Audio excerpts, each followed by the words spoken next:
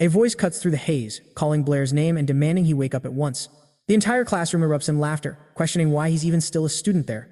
Disoriented, the boy can only ask where he is. A tug on his sleeve pulls his attention.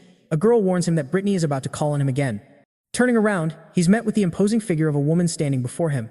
With a fiery gaze, she demands to know if Blair has completely forgotten his surroundings. The boy realizes this woman is his formidable teacher. She yanks him by the ear, expressing her disbelief that he dared to sleep in her class before immediately demanding he solve math problem number 15. Our protagonist is momentarily stumped, but after a brief moment of thought, he places a hand on his forehead and declares that he's already understood the problem. The teacher scoffs, telling him he has until tomorrow to present the answer, making it clear this is his punishment for dozing off. The classroom once again fills with ridicule, with students jeering that he'll never solve such a notoriously difficult problem. Yet Blair's expression is one of pure, unshakable confidence. His teacher can't help but notice his newfound confidence, which seems more fitting for a seasoned academic than a classroom slacker. To everyone's shock, the supposed failure turns out to be a genius, solving it perfectly. A deep blush creeps across the teacher's face as she stammers that it's simply impossible. Our boy casually asks if he can use the restroom, and she numbly agrees. A wave of unrest sweeps through the classroom following his stunning display of intellect. A quick glance at the board confirms his calculations are flawless. As he coolly walks through the school halls, gasps of shock and disbelief follow in his wake. He thinks to himself that the equation didn't even require a complex progression calculation. It was a simple matter of a cross multiplication. You see, he was originally Chenlu, an ordinary teacher with an unshakable faith in mathematics. After years of hard work, he was on the verge of finally earning the title of senior professional next year. However, during a crucial exam, he nodded off, and when he awoke, he found himself in a completely different world. Our protagonist can only lament that this defies all laws of science, desperately calling out for Newton to make it make sense. Taking a closer look at his new reality, he realizes he's now a boy infamous for being terrible at math in a world that happens to value it above all else. He's still baffled that the other students couldn't solve what he considered a basic problem, treating it like some impossible riddle. Blair muses that he has no idea how he ended up here, but seeing the general lack of mathematical prowess, he realizes he could reach the very pinnacle of life using his knowledge. Just then, a girl with vibrant pink hair appears, and she and our protagonist collide in the hallway. He quickly asks if she's alright, only to realize they've landed in a rather compromising position. Realizing the awkwardness of their predicament, Blair immediately scrambles to his feet. He offers a hasty apology, admitting that he wasn't watching where he was going. The blonde girl recoils, exclaiming, "It's you again."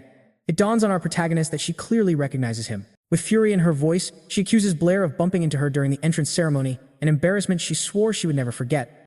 She adds that he's done it again, but this time she's convinced it was deliberate and done in a lewd manner. Judging by the look on Blair's face, he's completely at a loss for words. In a weak attempt to defend himself, our protagonist points out that she was the one who ran into him first. All of a sudden, the girl begins making intricate gestures with her hands, her lips moving as if she's reciting an incantation. Our hero just sighs, thinking she must be completely nuts. He decides to play along, mimicking her gestures in a goofy, mocking way, but then a glowing, magical symbol materializes in the air. The girl's hand is suddenly engulfed in flames. She declares that she's going to come at Blair with everything she has, and from the look on her face, this wasn't going to be an easy encounter. The boy freezes, unsure how to react as a fireball materializes in her palm, while she screams at him to prepare for his punishment. Just as he's about to be incinerated, our protagonist has a stroke of genius. He immediately drops into a deep bow and begins apologizing profusely for everything. Naturally, the blonde is completely taken aback by this. Clenching her fist, she warns him not to think a simple apology will get him off the hook, but her resolve seems to waver. The moment her words are out, our hero has vanished. Blair is sprinting as if his very life is on the line, his mind reeling. Nothing makes any sense. This world where magic and science coexist is a complete paradox. Suddenly, a splitting headache assaults our protagonist, and because of the intense pain, he collapses into unconsciousness. Fragments of the original Blair's memories drift through his mind, showing a heart-wrenching scene of the boy crying and desperately calling for his father. A memory surfaces of the general's honorable death in combat. Someone presents a box to the young boy, a solemn gesture of sympathy for the son, standing before their home.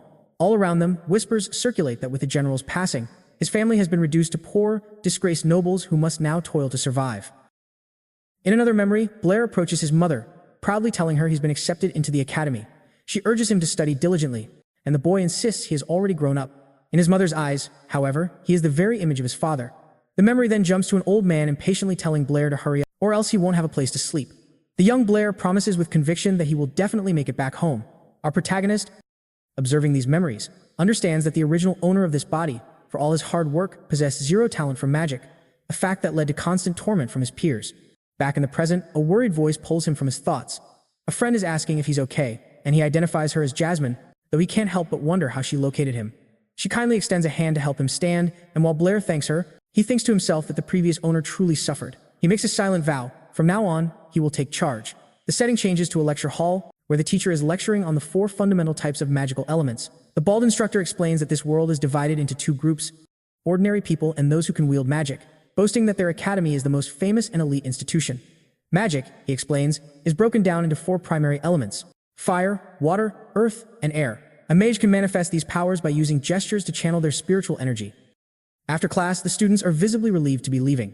Blair, however, looks downcast after hearing the lecture on magical principles. Before the teacher can leave, our boy calls out to him. The instructor turns and asks what dear Blair wants. Our protagonist then asks the teacher if it's possible for a person without any talent to ever wield magic. The teacher, with an air of arrogance, dismisses him, saying he's asked that same question far too many times. He then departs, declaring it's absolutely impossible to use magic without the inherent talent for it.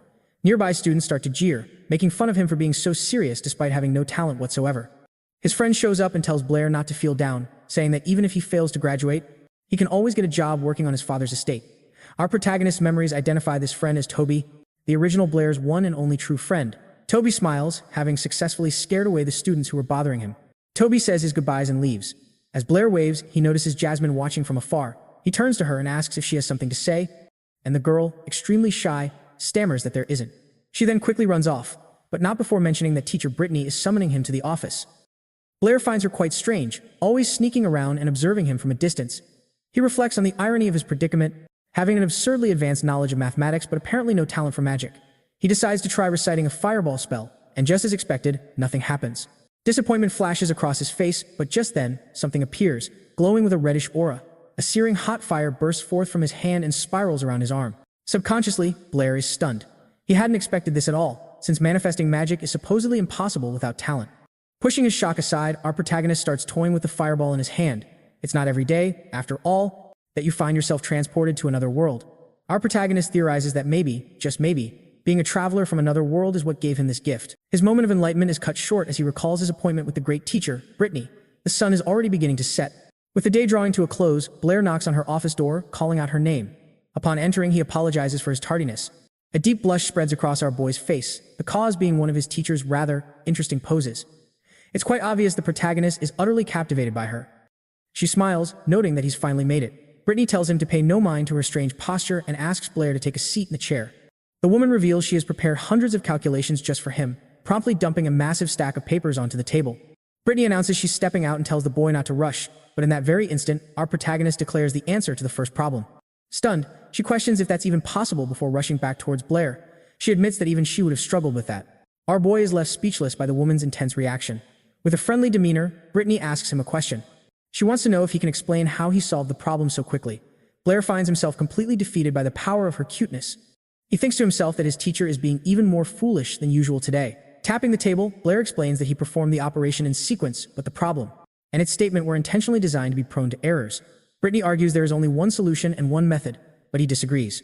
He tells her that's incorrect. For this particular problem, you simply need to identify a pattern and sum the penultimate numbers until they reach a total of 80. Pointing to the board, the protagonist then quizzes her, asking if she knows what the sum of all those penultimate numbers would be. Like an eager student, she excitedly raises her hand and proclaims the answer is 39. Blair confirms she is correct and then asks her to sit down. Our boy explains how this simple trick transforms a tedious addition problem into a much simpler multiplication problem. With this method, he continues, one can solve a multitude of problems with incredible ease. Brittany is amazed, wondering how such an intelligent approach could exist. Her mind begins to race as she adds that this solution could be generalized further by summing the numbers of a constant period. The formula would then become elegantly simple. Lost in the various calculations, the teacher's mind drifts off into another world. Our boy has to snap her out of it, silently wondering if everyone in this world is quite this dense.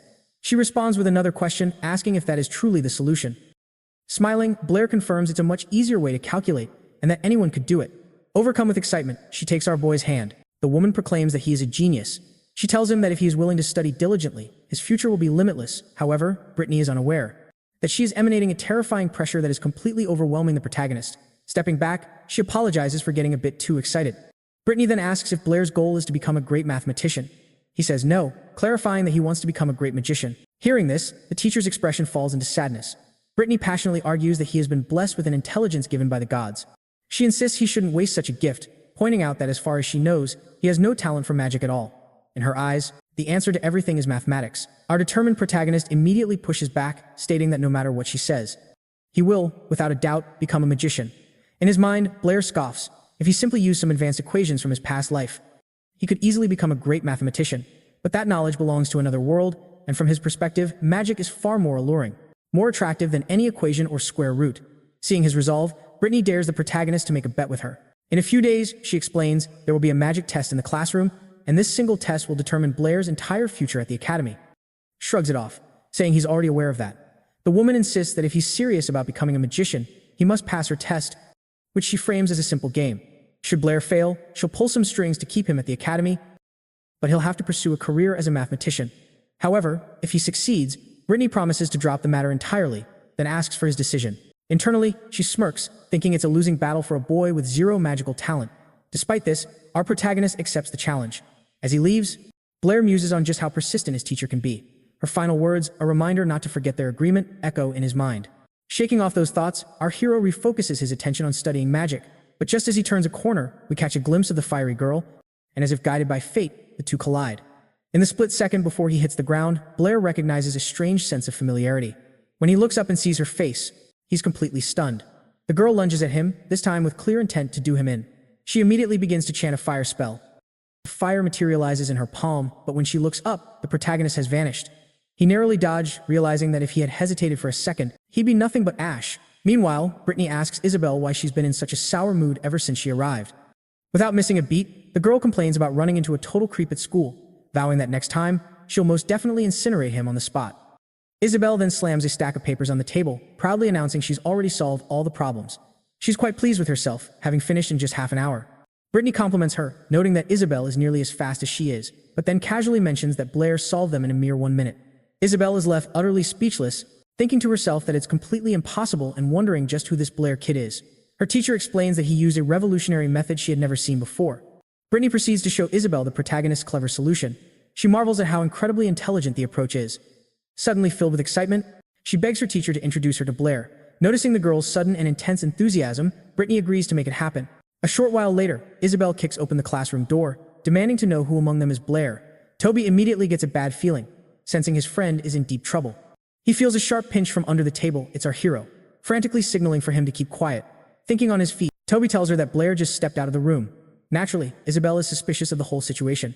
As she leaves, she instructs them to tell him when he returns that she is looking for him. Blair's friend, though visibly nervous, promises he'll pass on the message. With a slam of the door, the girl is gone. Blair cautiously crawls out from under the table into a classroom filled with a tense silence. He looks pale and shaken, as if he just had a near-death experience. Toby immediately demands to know what on earth he did. Our boy is utterly baffled, claiming he has no idea who that girl even is. His friend sighs, saying he's like a robot who only knows how to study and work. Toby then explains that Isabel has a massive following at the academy, and if her fan club finds out Blair offended her, things are going to get very ugly for him.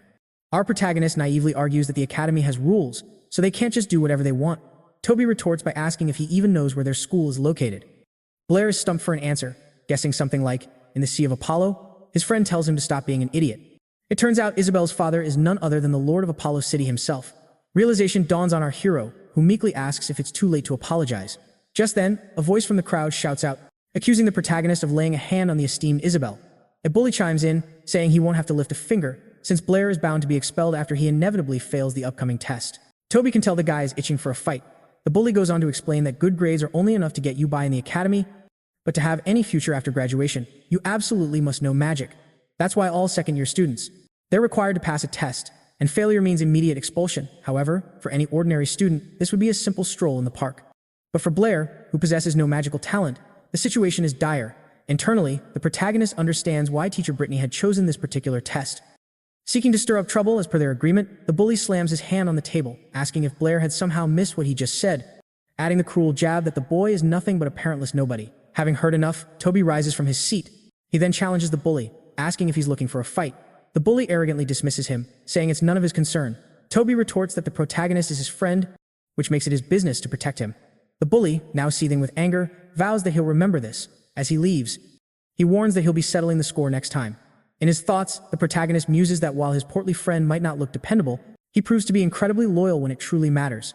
Feeling a bit cheeky, our hero asks if Toby would do the same if Isabel were the one bothering him. Toby immediately replies that if the girl asked him to lay a hand on the protagonist, he'd do it in a heartbeat. This declaration leaves Blair feeling utterly crushed. Finally, the day of the test arrives. The instructor explains that the spell everyone will be using is the fireball, adding that it's a fundamental magic, so most of them should have no trouble passing. The test requires not only reciting the incantation but also successfully striking the target. The teacher calls on the bully to go first. We watch as the young man recites the spell, effortlessly conjuring a fireball that strikes the target dead on, securing him a passing grade. He scores a solid 8 points. As the teacher calls for the next student, the bully spots our hero in the crowd and smugly tells him to enjoy his final moments at the academy. Toby immediately tells the bully to pipe down. The next student up is none other than the chubby friend, who begins to recite the incantation just like the bully before him. A tiny fireball materializes, and he visibly struggles to keep it stable before hurling it toward the target. A minuscule spark manages to reach its destination, and the teacher declares that it counts. Naturally, Toby is overjoyed with the result. The instructor then glances at the protagonist's file, already aware of his supposed lack of magical talent. He lets out a sigh, thinking to himself, what a little fool Blair is.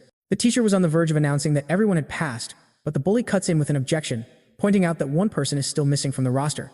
Student Blair hasn't had his turn yet. Our hero remains silent as the teacher turns to him, asking if he intends to take the test. In that instant, the crowd erupts in laughter, mocking that it's impossible since he can't even manage the basics, and they start calling him Blair the magical dunce. Toby moves closer, whispering that this was clearly a setup. Yet, against everyone's expectations, the protagonist declares that he will indeed take the test. Nobody can fathom why he's making this choice, but they certainly don't hesitate to mock him for it with everything they've got. One of the girls sneers that Blair still hasn't accepted that he's a magical write-off. The teacher commands silence from the class and once more asks if the boy is going to take the test. Blair confirms with a simple yes, stating that he's ready to begin.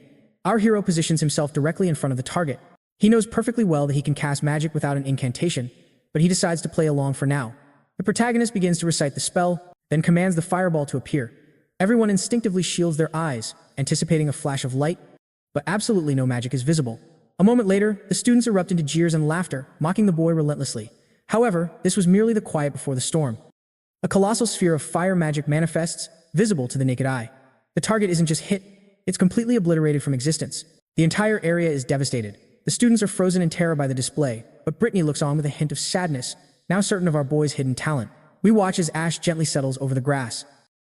The instructor, recovering from the shock, announces that Blair has passed the test. The bully sputters that it's impossible. Meanwhile, Toby is ecstatic, shouting that he knew all along his friend was. In a stunning turn of events, the teacher beckons Blair to follow him, leaving Brittany to wonder how our protagonist managed such a feat, especially given the lie Blair concocted. To conceal his secret, Blair claimed he had been practicing relentlessly every single day until, suddenly, it just worked. The teacher then begins to explain that magic is a gift bestowed by the gods, and those who cannot manifest it are called the God-forsaken. He elaborates that individuals completely lacking magical talent are exceptionally rare, and for someone to go from having none to suddenly possessing it is almost unheard of. Nevertheless, the teacher acknowledges that our protagonist shows immense potential to become a great mage. Internally, Blair reflects that last time, someone was trying to persuade him to be a mathematician. Now, it's the world of magic. The teacher remarks that the protagonist has clearly worked incredibly hard during this time and will undoubtedly achieve the rank of a Saint Mage. This resonates with Blair, as he knows the Saint Mage level is the absolute highest a person can attain. He recalls a story of someone who reached this level, whose primary power was the ability to tear the very fabric of space and time. Our hero starts to comprehend the incredible power he could wield if he reaches that ultimate peak. Shortly after, Blair looks at the aide teacher and declares his own ambition to become a Saint Mage. Elsewhere, the protagonist reflects on how the Academy granted a few days off following the test. He used this short break to dive deep into magic books, and it was then that he discovered the 7 distinct tiers of mages, with the Saint Mage standing as the pinnacle of power. The incredible magic of these figures is described only within the pages of ancient books. Legends claim a Saint Mage can tear through space-time itself, traveling between different worlds and dimensions, though most in the current era dismiss these stories as mere nonsense. However, our hero thinks back to how he arrived in this very place and knows there might be some truth to it all. Unfortunately, his teacher does not believe in the concept of spatial magic, so he was unable to gather any further information. Suddenly, a voice cuts in, asking if Blair is still reading. The protagonist recognizes the school administrator and firmly states his intention to continue reading. The very next day, Blair, having studied all through the night, opens the classroom door to find a crowd already gathered, with everyone gossiping about the recent event showcasing Blair's astonishingly powerful magic. Some students whisper that he was merely hiding his true strength all along, while the girls murmur that if you look closely, he's actually quite handsome. Right in front of him, Isabel is seated, and he can't help but wonder why she is sitting in such a peculiar and compromising position. Blair quickly averts his eyes, pretending he can't see, but Isabel speaks up, finding it unexpected that he is the very person Brittany had been praising. Blair immediately tries to stammer out that this is all a huge misunderstanding.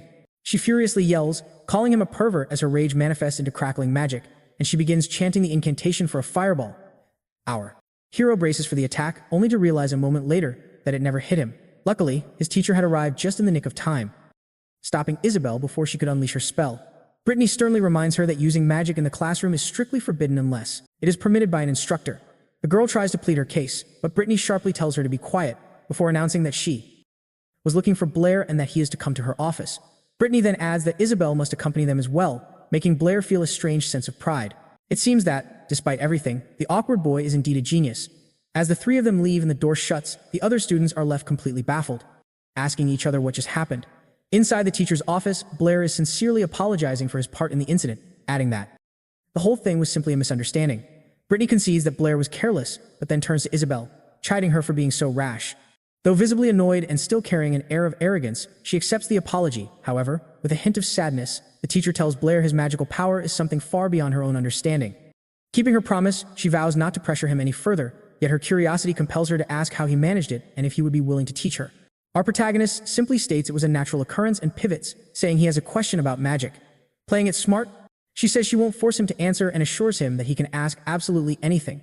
Blair then questions the necessity of using gestures and reciting incantations to invoke magic. Isabel immediately calls the question foolish, remarking that even a child would know the answer. Despite this, the protagonist continues, asking if this rule applies to all mages without exception.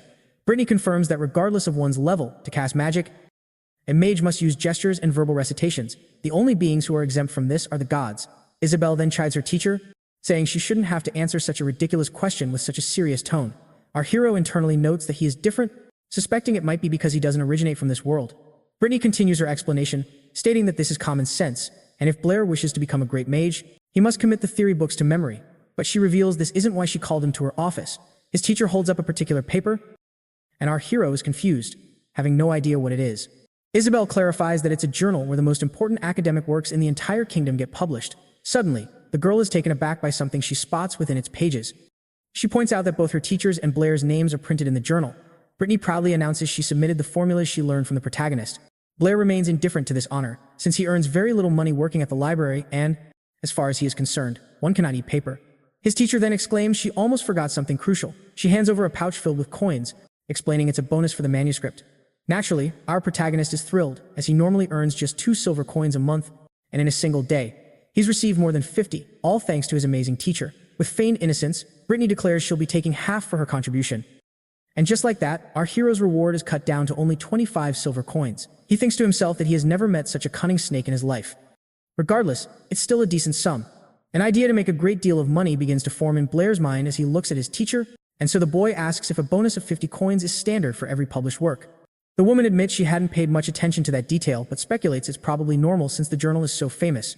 Being incredibly shrewd, Blair mentions that he has been having an interesting thought lately, explaining that he has conceived of a way to solve a particular formula in a unified manner. Brittany realizes something extraordinary is happening right before her eyes again and exclaims that this could be the solution to the mystery of Ross.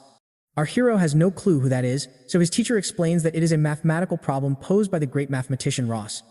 She quickly recounts the problem's details, explaining that Ross has 7 cats, 7 wives, and 7 bags. Blair claims the solution is quite easy, but to truly simplify it, one just needs to use his unified formula. Hearing this, Brittany is overjoyed that the legendary mathematical problem could be solved so simply. Internally, he admits to himself that he still only has some preliminary ideas. His teacher eagerly summons him to help solve the problem, and time flies as the two of them become engrossed in their work. Isabel eventually dozes off, but a loud noise startles her awake. She opens her eyes to see her teacher shouting that their findings are incredible. Brittany declares that the protagonist truly possesses a magnificent talent for mathematics. Isabel draws closer, confessing that she had no idea the boy was capable of any of this. About it and questions if all of this truly came from his own mind, he leans in seriously, asking if she genuinely wants to know, causing her to blush. She insists that Blair can't continue telling such unbelievable tales, but he simply replies that he dedicates his time to mathematics while everyone else is sound asleep. Flustered, the girl asks what on earth he's talking about. On another day, we find Isabel lost in thought about Blair when suddenly, she spots him. She sees him acting suspiciously near the second-year building, and since he's only a first-year student, she immediately wonders if he's planning to cause trouble for the upperclassmen. Deciding to find out what he's up to, she follows him, but by the time she gets a clear view, our protagonist has already vanished into thin air. The scene shifts to Blair standing before a massive wall, the very same one Toby had mentioned was located between the second and third year buildings. After executing several flips, Blair confirms that his teacher was right. He was advised that the protagonist should journey to the city. His mission was to find a high-level mage to become his mentor. Stepping outside the academy grounds, our hero is captivated by the sights and sounds of the city. The streets are teeming with a diverse crowd of people, and Blair observes that the city is incredibly prosperous and full of life. Standing before him is the Magic Association, an immense and majestic structure that commands attention. He pulls a mask from his pocket and secures it over his face. He reasons that it's far wiser to keep his identity a secret. Upon entering the building, he finds it quite crowded, and as he gets closer to the reception desk, he realizes something shocking. The receptionist is none other than his friend, Jasmine, though she doesn't recognize him due to the mask. She politely asks if he is there to hire a magic consultant. Blair confirms that he is, while internally noting that she must be working a part-time job. Jasmine then explains the fee structure. She states that consultant fees range from 2 to 15 gold coins. The moment he hears this, he's floored by the absurdly high cost. Considering that 100 silver coins are equivalent to just 1 gold coin, he quickly apologizes for taking up her time and turns to leave. However, Jasmine hurries after him, suggesting that if the cost is an issue, he could get a library loan card instead, a suggestion that catches our hero completely by surprise. She explains that the institution houses a vast library, which, while not a perfect substitute for a personal instructor, is certainly a valuable resource. Convinced that it's better than nothing, Blair agrees to get the card, at which point Jasmine requests to see his credentials. This, of course, sends a jolt of panic through him. He barely even knew the original Blair's name, let alone the location of any important documents. Jasmine remarks that she assumed he was already a mage. She informs him that he still has options. He can either borrow a credential or undergo the certification process, which is a much simpler route. To get certified, he just needs to cast a spell of the same element as the mage who is certifying him. Intrigued, Blair asks if he can get certified right then and there. She confirms that he can, but strongly advises against it for today, warning him that the current certifier is known for being exceptionally strict. Brushing aside her warning, the protagonist insists on proceeding today. Just then, 2 men approach, and Jasmine informs them that Blair wishes to obtain his certification. They take a seat, and the bald man immediately questions why Blair is wearing a mask, forcing him to quickly conceal his true reason. Our hero fabricates a story, giving a false name and claiming he was practicing a fireball spell that backfired and burned his face. The old man remarks that injuring oneself with such a basic spell is highly unusual. The bald man arrogantly scoffs that Blair will only become a junior mage in his next lifetime. Jasmine suggests they all move to the official testing area, but the arrogant man dismisses her, refusing to go. He declares there's no need for that and boldly invites Blair to use his fire magic and attack him directly. This sudden challenge stuns our hero, who never expected such a test. His hesitation stems from the fact that he knows the true, devastating power of his attack. The old man speaks up, directly asking if he really thinks his little fireball could possibly harm Andre. The protagonist tries to de-escalate, but since the challenge has been issued, he feels cornered. As he prepares, the fire magic around him begins to surge, permeating the entire room. Witnessing this, Andre scoffs to the old man that this year's prospects are utterly unimpressive, but naturally, the incantation was far from complete. As the protagonist kept drawing in every last wisp of his mana, it became terrifyingly clear to everyone that this was about to become exceedingly perilous. Yet the brash man had challenged Blair to strike him, and our hero was simply following orders. A colossal sphere of energy, burning with the intensity of a miniature sun, hurtled directly toward Andre. Frozen in place, his only reaction was to brace for the chilling silence that precedes oblivion. A blinding explosion erupted, and a searing beam of light momentarily stole the vision of everyone nearby. In the aftermath, thick smoke billowed upwards, leaving Jasmine utterly bewildered. As coughs echoed before her, the smoke began to part, revealing the old man standing firm. The moment he perceived the incoming threat, he had swiftly erected a powerful barrier that had absorbed the full brunt of the fireball, saving Andre from being incinerated on the spot. Utterly overwhelmed, he had no strength to react, remaining collapsed on the ground. The sheer terror etched on his face was a portrait of pure despair. Jasmine, meanwhile, was completely dumbfounded by the cataclysmic display of power. Our protagonist, however, merely apologized, explaining that he thought they were prepared and so decided to use a little extra force. After the dust settled, Jasmine formally presented him with his certification and the coveted library card. A thrill of excitement shot through the protagonist because he could finally begin his research. With genuine enthusiasm, the young woman confessed she had never witnessed anything of that magnitude and added that she was certain Blair was destined to become a legendary mage. He offered his thanks, and she promised to await his next visit. But just then, Jasmine realized something peculiar. How on earth did the boy know her name? Later, inside the library, Blair was surprised to find so many people diligently poring over countless books. He found this odd, recalling how the girl mentioned that the texts in this library were far more advanced and detailed, particularly the sections concerning magical spiritual power. It's then explained to us that spiritual power is what dictates the potency of a mage's spells alongside their elemental affinity. Consequently, high-level mages possess an almost insurmountable advantage over their less developed peers. However, Blair found the prevailing theory of the four elements, as described in the books, to be an absurdly simplistic concept, especially considering this world's primitive understanding of mathematics. The populace firmly believed that the four elements were the fundamental building blocks of not just magic, but of reality itself. All other elements were considered mere derivatives of the four principal ones, a concept akin to primary colors. Delving deeper into the subject, Blair began to notice several glaring inconsistencies and unexplained phenomena, such as magic's very existence in this world lacking any scientific foundation. Suddenly, the protagonist conceived of a revolutionary idea concerning what he called elemental communications. He shot up from his chair, a wide, triumphant grin spreading across his face. He mused that if his hypothesis was correct, he could invent an entirely new form of magic. He then snatched his library card. Brimming with excitement, he bolted out of the building, proclaiming he was on the verge of a monumental discovery and needed to return to the academy to test it immediately. Elsewhere, we find Jasmine, the old man, and a still-shaken Andre gathered together and enjoying a cup of magnificent coffee, as was their custom. The bald man, Andre, continued to disparage Blair, yet had to admit that the power behind that fireball was simply incalculable. Stroking his beard thoughtfully, the old man remarked that it was peculiar, as he felt no control whatsoever over the protagonist's magic. It behaved like something completely alien and unbound by the laws of their reality. He concluded there was undoubtedly something about the boy that was far beyond their comprehension. As night descended, the protagonist could be seen leaping effortlessly over the academy wall. His movements were swift and precise, landing silently on the ground after clearing the barrier onto the soft grass. Seeing that the coast was clear, he decided he would test his new theory without a moment's delay. With calm focus, closing his eyes, the boy takes a deep, centering breath to feel the energy of his surroundings. In that very instant, he senses something approaching. He realizes he can genuinely control the entire flow. The boy decides he will now attempt to sense the second most abundant element within the atmosphere. As he gathers energy into the palm of his hand, he manifests O2. Observing it, the protagonist can't be certain if it's pure oxygen. Concentrating with all his might, he achieves something truly impressive, successfully mixing the power of fire with oxygen. He confirms that this is 100% real, but the spark he was nurturing suddenly goes out, leaving him with a wave of disappointment. Yet, with eyes still burning with determination, our boy tries once more to command both elements as one.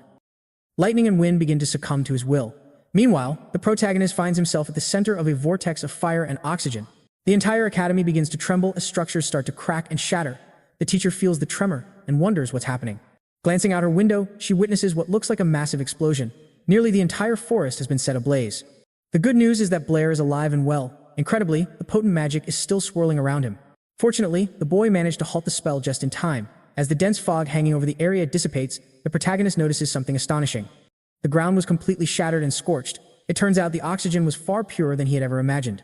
Drawn by the sound of the explosion, people start to arrive on the scene. Blair makes a hasty retreat, thinking it wasn't supposed to cause such a huge commotion. As he runs through the forest, the boy reflects that while the explosion was big, it also created something of significant magnitude. The following day, in the classroom, the protagonist is studying as usual, though he eventually dozes off after his eventful night. A hand gently rests on his shoulder. It's Toby, asking if Blair heard what happened last night. Putting on a straight face, he lies that he has no idea because he was fast asleep.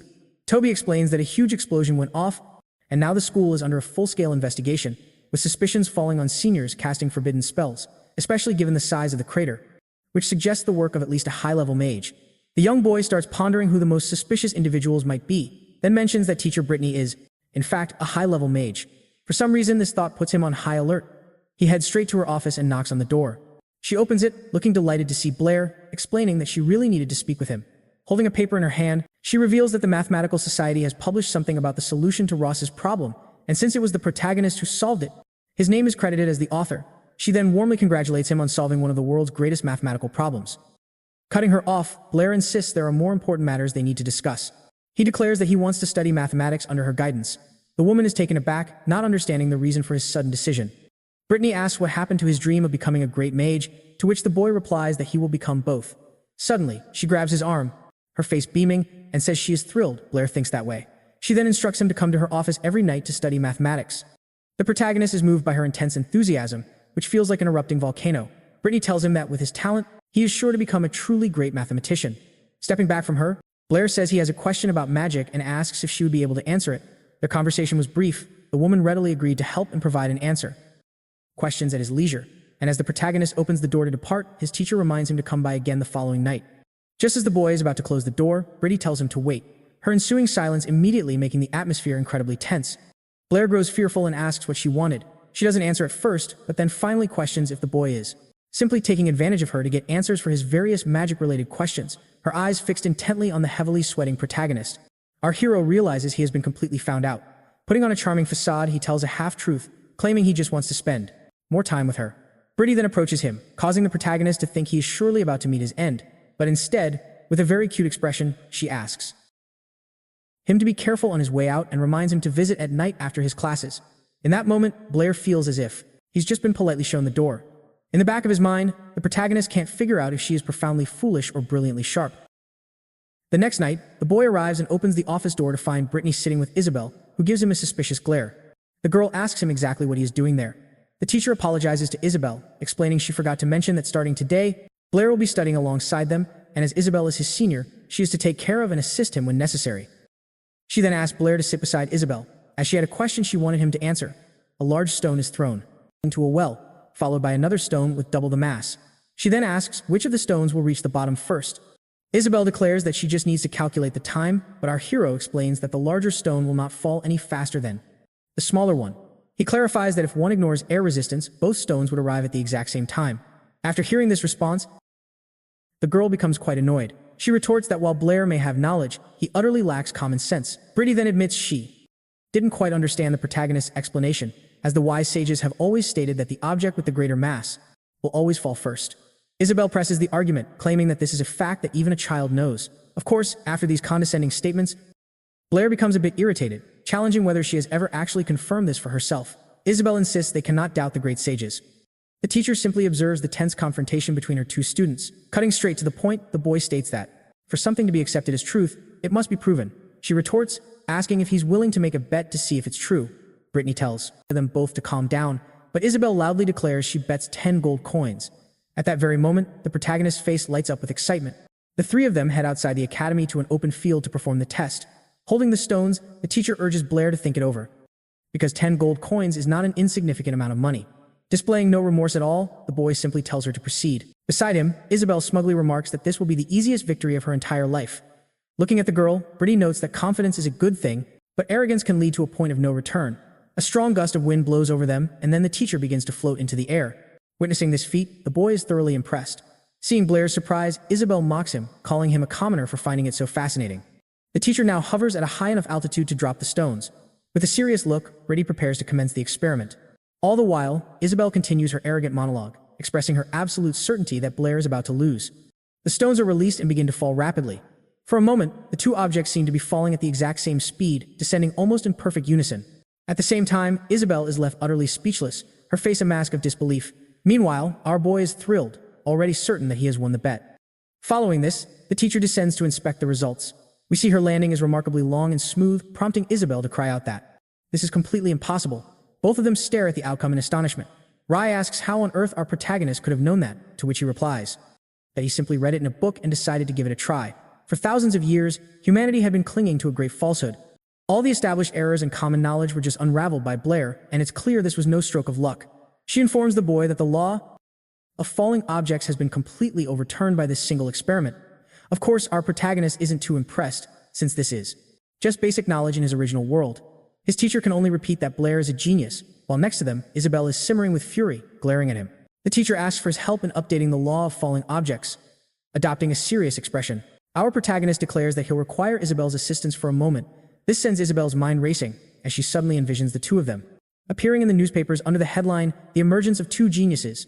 Naturally, this would send shockwaves through the academic world, and her own reputation would soar.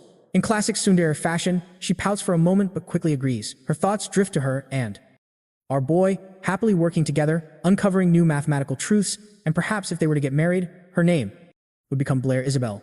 A deep blush spreads across her face, visible from a distance. Composing herself, she elegantly tells the protagonist that if he ever runs into trouble, he can simply call on her, and she will undoubtedly resolve everything.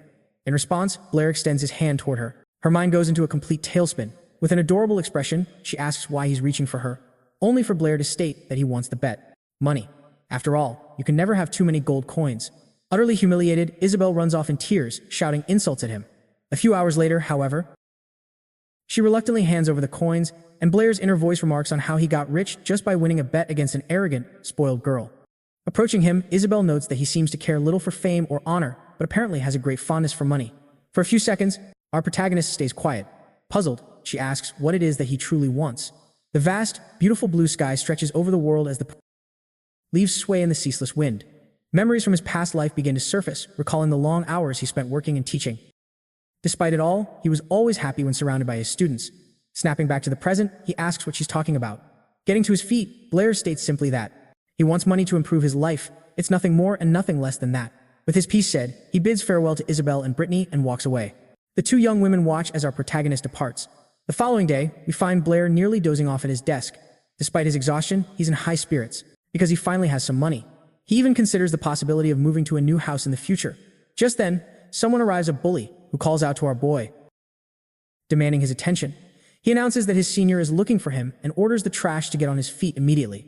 Blair, however, is completely confused and doesn't move. The bully then grabs his wrist, telling him to lower his head because being able to cast a single fireball means absolutely nothing. Suddenly, a voice rings out, ordering the bully to release Blair.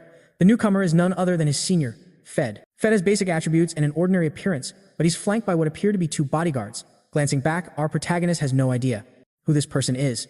Fed walks closer, asking if he's the one named Blair. For a short moment, Fed just stares at him, but our hero completely ignores the senior, and instead turns to the bully, asking if he didn't hear his senior telling him to let go. Once his wrist is freed, the protagonist demands to know what's going on. Stepping in, the senior warns Blair to keep his distance from Isabel from now on, declaring that someone of his station has no business getting close. He's not even to speak to her casually. As the group departs, our protagonist can only watch, and that's when Fe deliberately bumps into Toby. Without a word of apology, Fee leaves the poor boy on the ground. Toby quickly scrambles to his feet and rushes over to Blair, asking if he's all right. Blair simply explains that the senior just wanted to have a little chat. It's clear Toby is terrified of the guy, revealing that everyone at the academy fears him, and Blair is the only one who seems completely unfazed. He explains that the senior is the son of the great Viscount and the youngest heir of the prestigious Howard family. He adds a stark warning. Anyone who offends him will find their life at the academy unbearable. Placing a concerned hand on Blair's shoulder, Toby admits he knows our hero is captivated by Isabel, but strongly advises him to heed Faye's warning. A short while later, under the bright academy's sun, we find Blair inside an office, lost in thought. He's pondering his pure oxygen ball spell, which can't be fired instantly since it requires time to gather power. At the moment, his greatest advantage is that he doesn't need any incantations or gestures. His mind then drifts to a new question. Can he wield multiple elements at the same time? His train of thought is broken by Isabel, who reminds him he needs to focus on the assignment from their teacher, Brittany, as she hands him a paper. Blair lets out a casual yawn, revealing he's already finished the entire assignment, leaving the girl completely stunned by his speed. Cool as ever, our protagonist explains that it's just a matter of applying different methods to each calculation, in other words, finding the most elegant solution. Isabel hangs on his every word, eager to learn from him, before he stands up and poses a question of his own. He asks her how many fireballs she can summon at once, and she replies that her maximum is 9. From the look on Blair's face, this number is utterly staggering. Playfully teasing him, Isabel guesses that he can probably only manage one at a time, prompting him to retort. Our protagonist points out that he couldn't find anything in the books about summoning more than one spell. The girl clarifies that the texts only cover basic theories, not advanced techniques like multicasting, and adds that the only reason she learned was because her father hired a private tutor. However, she slyly suggests that if someone were willing to call her big sister, she might just teach them for free. Without a moment's hesitation, Blair immediately calls her big sister. The response is so instantaneous that it catches even Isabel off guard. She then calls him a shameless pervert. Rising from her chair, she tells Blair to follow her, promising to give him a proper demonstration. The two of them head outside the school to a small, open field, where Isabel begins to cast her multiple fireball spell. A total of 9 fiery orbs materialize around her. Seeing this, Blair is blown away by her skill, especially her ability to keep them all perfectly stable. She explains that many mages mistakenly believe they just need to hold a magical spirit in one spot, but in reality, you can summon and manipulate them freely, with the only limits being your own skill and experience. By concentrating, she demonstrates, you can launch them at a single target simultaneously. Blair, intrigued, asks if it's possible to control each one independently, and Isabel explains that doing so would be as difficult as drawing a circle with one hand and a square with the other. The two share a cheerful laugh as their easy conversation continues. Meanwhile, watching from the shadows, Fe completely misinterprets the scene, assuming they're on a date. Seething with rage, he shatters the wall with a single squeeze of his hand. It's Fee, absolutely furious that the protagonist has dared to ignore his warning. He vows that Blair will pay dearly for this defiance. Sometime later, we find our hero training, putting Isabel's advice into practice by trying to divide his mind into 9 independent parts. Isabel advises him to take it slow, explaining that it's a process, especially since it took her well over 6 months to master. In response, the orb in Blair's hand starts to glow, releasing a few sparks before suddenly summoning multiple fireballs. She lets out a scream, demanding to know how on earth Blair managed that. Raising his hand, our hero simply says he followed her method. For some reason, this response only irritates Isabel, much to the protagonist's confusion. He insists he just did exactly as she instructed, but in her mind, Isabel is reeling, thinking this weirdo isn't just a mathematical prodigy, but a magical one as well. A person who was once considered abandoned by the gods is now, without a doubt, a truly gifted and blessed individual. She then snaps, shouting that he took way too long. She dashes off, telling him not to bother her for magic help ever again. Placing a hand on his face, Blair is utterly baffled, wondering what he did wrong and concluding that women are just too hard to understand. As he does, he feels something in his pocket. At that same moment, Isabel is still running, muttering about what a weirdo he is, when Blair suddenly catches up and grabs her by the hand. This startles her, putting her on high alert as she questions why he's stopping her. Her gaze then falls upon the boy's open palm, where she sees a polished and elegant bracelet adorned with a small teddy bear charm. Our protagonist calls out to his dear Isabel, saying he could only learn the magic thanks to her careful instruction. He then asks her to accept the gift as a token of appreciation from her little brother. Her eyes light up at the sight of the adorable, heartfelt present, and a deep blush creeps onto her face at his kind gesture. In her mind, she admits that this weirdo is actually quite thoughtful. She quickly snatches the bracelet from his hand and takes off running again, yelling back that the bracelet is ugly, only to trip and fall awkwardly to the ground. Even so, she scrambles up and looks back, her gaze filled with a mix of uncertainty and genuine appreciation. The boy briefly wonders if he should go over and comfort her, but in any case, she continues to flee, shouting that she'll never forgive him. Left alone, our protagonist muses that the bracelet cost him 50 silver coins. He had originally bought it for his teacher but changed his mind and decided to give it to Isabel instead. Suddenly, Blair senses something nearby. The figures in question are none other than Fess's henchmen. Baldy notes that he recalls their senior warning Blair to stay away from the girl, yet he clearly ignored that advice. As Blair stands up from the tall grass, he realizes he's been completely surrounded. His first thought is that running is a much better option than staying here to die. The thugs immediately give chase, shouting for him to stop. He knows this group is nothing but bad news. The lead bully taunts him, yelling that Blair is just like his father, fleeing the battlefield only to get killed anyway. Hearing this, Blair stops dead in his tracks. The bully smirks, asking if he struck a nerve before charging at him. However, just as his punch is about to land, the protagonist's magic flares to life, and the bully's hand is severely burned, almost turning to ash. With several fireballs now hovering in his hand, Blair glares at the entire group. The bully is grievously injured because of Blair's counter, as the protagonist states that his father was a man who died fighting for their country. He wasn't just his father, he was a great hero. He then warns the bully never to insult his name again. The other thugs are terrified, seeing that the protagonist has summoned 9 fireballs. They immediately turn tail and run, abandoning their accomplice. Like a figure of judgment, Blair looms over the downed bully, who is screaming. He begs the protagonist not to come any closer, frantically reminding him that the academy forbids fights between students. Backing away, the bully pleads with Blair not to be impulsive. With a look of pure rage, the boy tells him he should have thought of that sooner. As he moves in for the final blow, he suddenly notices. A group of people are hot on his heels, and the boy lets out a desperate scream, certain his end was near, but then his eyes lock onto our protagonist. With Blair now on the ground, the bully checks to see if he's still conscious before turning tail and fleeing the scene, leaving everyone behind. Brittany shouts for the bully to stop running, but he immediately pleads his innocence, begging her to believe him because the protagonist supposedly fell all on his own. Tenderly, she lifts the boy's head, giving him an unexpected glimpse of the heavens, and Blair's face instantly turns beet red as he finds himself witnessing a true paradise. In a panic, the bully begs the teacher to hear his explanation, while another guy beside him starts yelling about the whole situation. He scoffs, asking the bully if he thinks they're all blind and didn't just see Blair fall right at his feet, after which she orders the bully to her office. The other student then apologizes to Vice President Calvin for having to witness such a spectacle, but apparently he is completely unfazed. He does, however, state that an incident of this level must never happen again. With Blair's head in her lap, Brittany notices that Blair's heartbeat has completely stopped. In the next moment, we see his very soul attempt to leave his body, only to be yanked back from the brink. His teacher asks if he's all right, then pulls him into a tight embrace, admitting how terribly worried she was. A new voice cuts them off, stating that they are going to need a good explanation. But first, there's another matter to attend to. As she stands, Brittany introduces the 2 men, who are both from the Mathematical Society. Ever the gentleman, our boy bows politely and greets President Dean and Vice President Calvin. Dean speaks up, saying that the protagonist must be a genius for helping Brittany solve the infamous Ross mystery. His teacher quickly intervenes, stating that the entire mathematical problem and its solution were the work of Blair alone. She only helped put it on paper. The men, taken aback, question if it is really true, explaining that if she were to claim the credit, she would be showered with awards and receive the full backing of the society. He adds that beyond any personal gain, it would also bring great prestige to the academy. Concerned, Brittany asks what would happen to Blair. Dean sighs upon hearing this. He points out that the boy is exceptionally young, making it hard to believe he could have deciphered the Ross mystery himself. Blair takes her hand and gives her a reassuring nod, urging her to accept the offer. Even so, Brittany still hesitates. Dean gives them some time to think about the proposal. The teacher accepts the time, and the two of them depart. As the sun sets, casting long shadows, they walk down the corridor in complete silence. His teacher finally says that solving the Ross's mystery might not aid in future development, but it is a monumental achievement for history, an honor that belongs to him and him alone, and he shouldn't let anyone else receive it. The boy's face turns melancholic. He tells her that the credit doesn't really matter to him. Besides, he adds, she's not too old to accept something so grand. Hearing this clumsy compliment, the woman's face brightens, and the boy immediately realizes he just said completely the wrong thing. Later, a crowd of students is gathered around the bulletin board, discussing the various new publications. One girl points out that Blair has once again posted a new article with Miss Brittany, solving the Ross mystery that had stumped scholars for years. But of course, she snidely remarks, it was obviously teacher Brittany who did all the work, since Blair is just an insignificant nobody. Ignoring their gossip, our protagonist only thinks about the awkward comment he made to his teacher. He lets out a sigh, knowing there's nothing he can do now.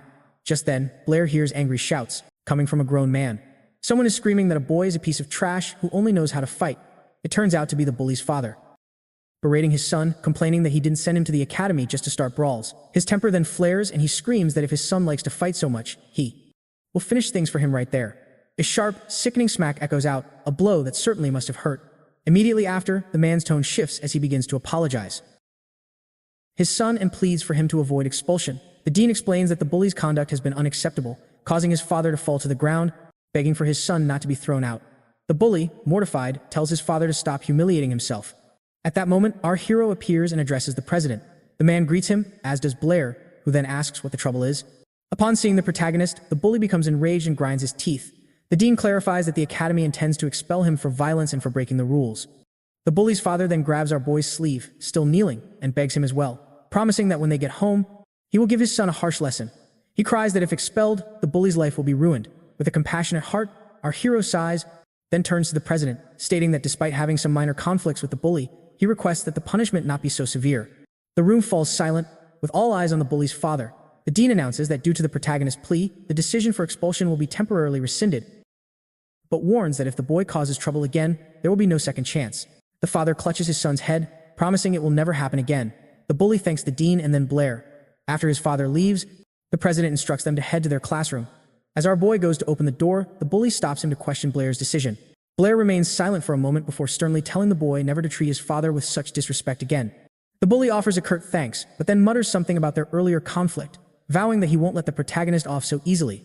He ominously mentions that his uncle is the vice president of the academy. Later, an exhausted Blair finishes his day and still has to go to work, where his employer is waiting for him. Our hero is puzzled as to why he is being awaited. His employer asks if Blair has angered someone powerful recently. This immediately worries our protagonist, who asks if something is wrong. Cutting to the chase, the old man fires the protagonist, adding that he can no longer live there because it is a direct order from the vice president. Following this incident, his teacher announces she will be taking Blair and Isabel on an exchange trip.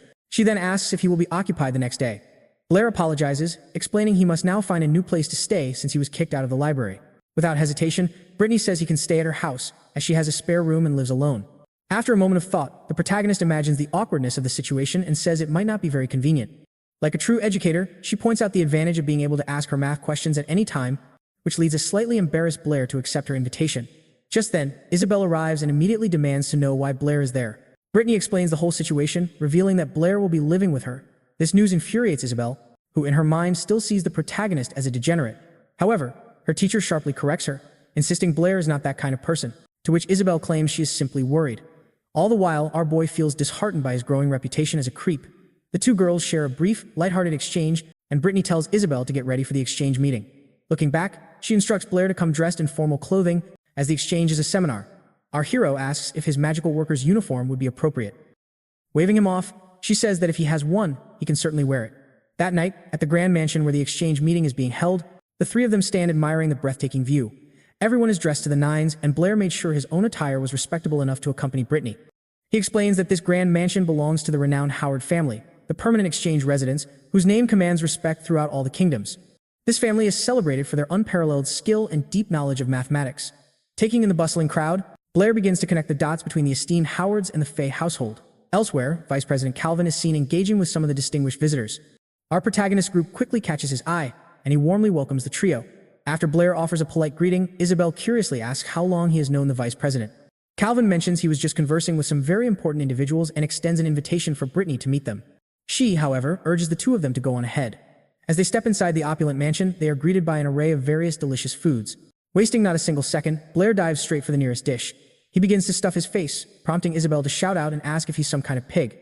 She complains that their teacher didn't invite them here just to feast, before dragging Blair away from the buffet. As he's pulled along, our protagonist's gaze falls upon something on the wall. It's a giant painting dominated by a peculiar drawing right in its center. Isabel explains that this depicts the 7 points of the royal capital, a work of which the entire Howard family is immensely proud. Our hero then asks what exactly these 7 points are, which is when a new guy arrives, immediately humiliating Blair for his ignorance. He adds that he's going to have a word with the guards for allowing someone of such a low caliber inside, but Isabel sharply tells Faye to watch his mouth. Unfazed, the arrogant young man continues, declaring that Blair isn't even worthy of eating the food served there. In response, Isabel takes our protagonist's hand and urges him to ignore the venomous insults. Of course, this simple act of kindness infuriates the jealous jerk. In his twisted mind, Isabel belongs only to him, and no one else is permitted to even hold her hand. To provoke Blair further, he taunts him, asking if he plans to just hide behind a woman. Stepping forward, our hero calmly questions Faye about the 7 points of the capital, causing Isabel to try and stop Blair, fearing he's about to do something reckless. But with a dead serious expression, the protagonist shows a profound interest in the 7 points of the capital.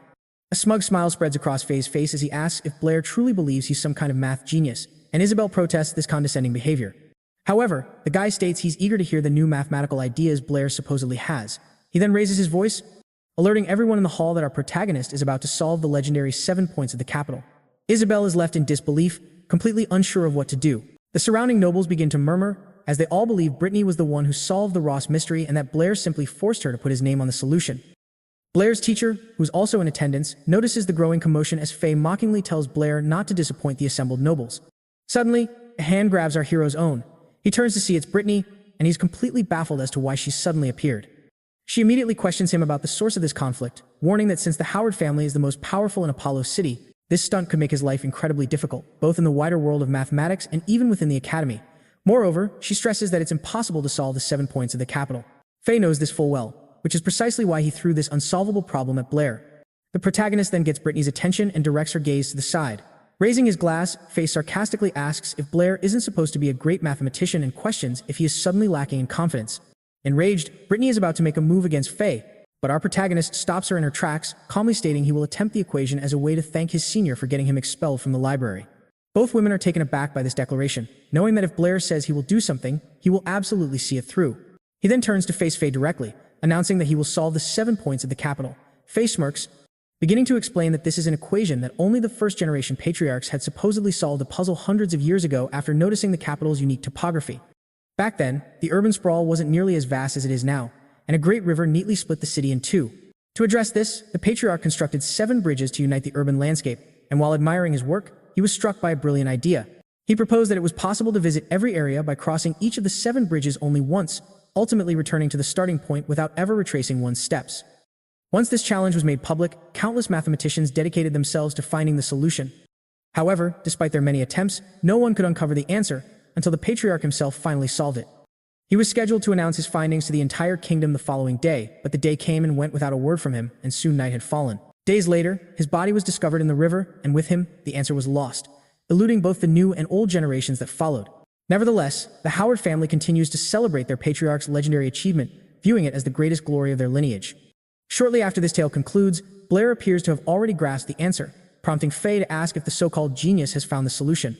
To everyone's surprise, our protagonist simply states that he doesn't know, which makes Faye laugh and mockingly question where his courage had gone. The surrounding women wonder if they misheard, sneering that Blair is nothing but a piece of trash and an utter waste of space. However, a more distinguished lady suggests that there might be more to it than meets the eye, as the protagonists seem to be attempting to find the answer. In reality, Blair isn't just trying. He already knows there is no solution, thanks to a similar problem he encountered in his past life. The entire room now has its eyes fixed on Blair, while both Brittany and Isabel are completely baffled by the situation.